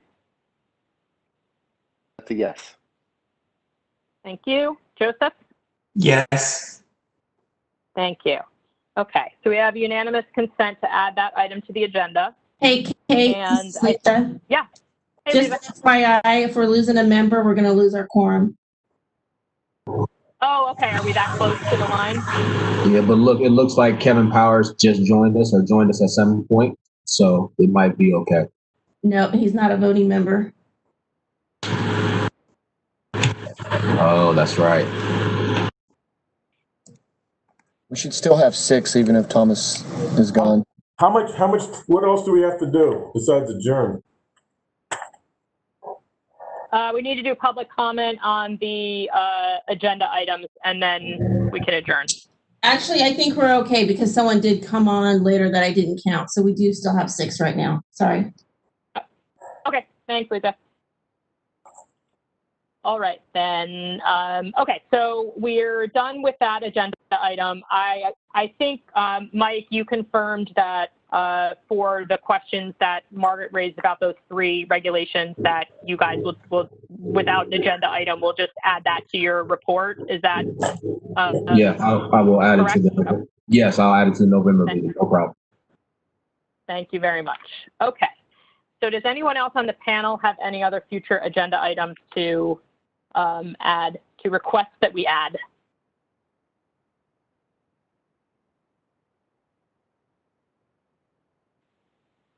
All right, hearing none, then. Oh, I'm sorry. I was on mute. Sorry, Kate. I have a question. As STRIP fund is getting lower, I can't remember whether it's at 20 million or where it is, where there starts to be a request for requirement for schools to pay in. I don't know if we need to discuss anything about that, but I just that's the question I guess I have. It's 20 million. So if it's 20 million, I don't know that we need to discuss it. It seems to me that the Bureau then needs to take whatever steps it needs to get ready to start doing that when it reaches the 20 million, which should be shortly. Do we need to have that as an agenda item? I don't know. I don't think we need it as an agenda item, but thanks for the advisory information.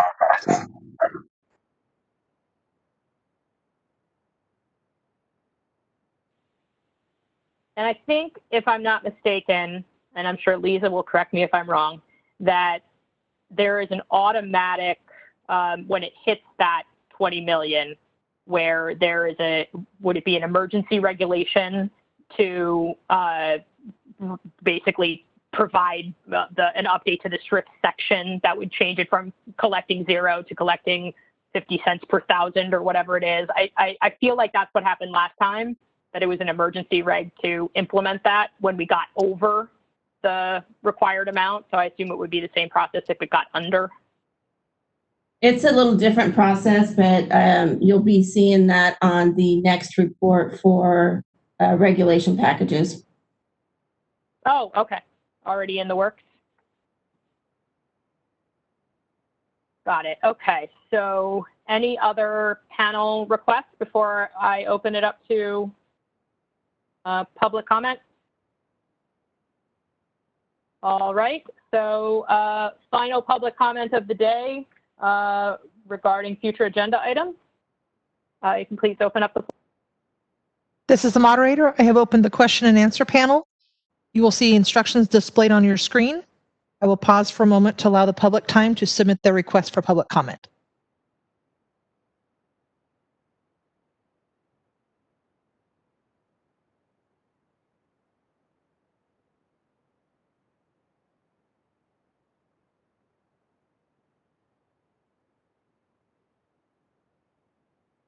We have received a public comment request from Angela Perry. Angela, you are unmuted. Hello, thank you again. Well, with my final comment, I really will thank everyone for a really productive day. Thank the Bureau and all of the staff, as well as Dr. Marion, for all of the hard work that has clearly gone into this meeting and the lift that it has been to adjust to this crisis. As we think about topics for the next meeting, I just wanted to reiterate that it would be wonderful to have some more clarity on the IT system. I know that Dr. Marion mentioned earlier that there has been discussion of how complaint handling processes work at the Bureau at past meetings. I would reiterate that I think it might be helpful to have just a little bit more transparency, maybe a description, a diagram, some public information so that we could reference that more easily rather than trying to dig up old meeting records. It would just be really helpful to have that. As I said, information about the IT system and how that's relating to the Cradle to Career data system. And other than that, again, just great thanks for the meeting today and your patience with my many comments. I appreciate having the opportunity to work with such depth. Thank you again, and that's the end.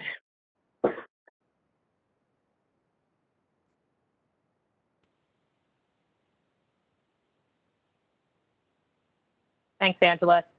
This is the moderator. At this time, we've received no additional requests for public comment. Would you like me to close the question and answer panel? Yes, please. The Q&A panel has been closed. All right, everyone. I'm not sure if we need a motion to adjourn or. Oh, but Kate, can we talk? I'm sorry. Is our next meeting still scheduled for November 17th? Correct. That is scheduled in the middle of an industry conference that at this point is still scheduled. That's the SICU CEOs meeting. There may be some of the institutional members that may be planning on attending that, whether it's virtual or on site. I guess what I'm saying is we might want to consider moving that meeting.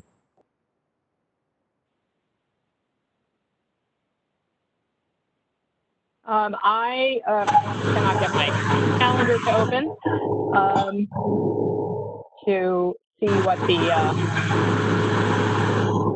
other options might be here. So let's do this. What we can do is I can have Richie send something out to the committee and have them check their calendars. And if it doesn't work, we can look to try to adjust to another date. For whatever reason, I thought we had already changed that date from earlier because there was something industry going on, but we will reach out to you on additional dates if this doesn't work. Thanks, Mike. It was last year. Okay. It was last year that we changed that, Michael. Time flies when you're having fun. So much fun.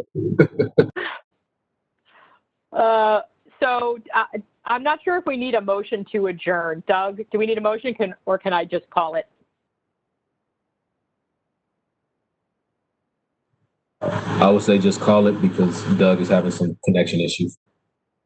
Oh, okay. All right. Well, then I will just call it. I want to say thank you, everyone. I think all things considered, this went very smoothly. So thanks to the Bureau and the awesome moderators that kept everything going and made this work very smoothly. Really appreciate all of that hard work. And welcome to Lee, to the family. And unless anybody else has any questions or comments, we can end the meeting. Bye, Great everybody. appreciation for all the work of the Bureau and for making this meeting happen. Thanks. Yeah. Thank you, everybody. Thank you all. Thank you all. Thanks, everybody. Thanks for the Thanks, welcome. everybody. Look forward to it. Bye. Bye. Thank you.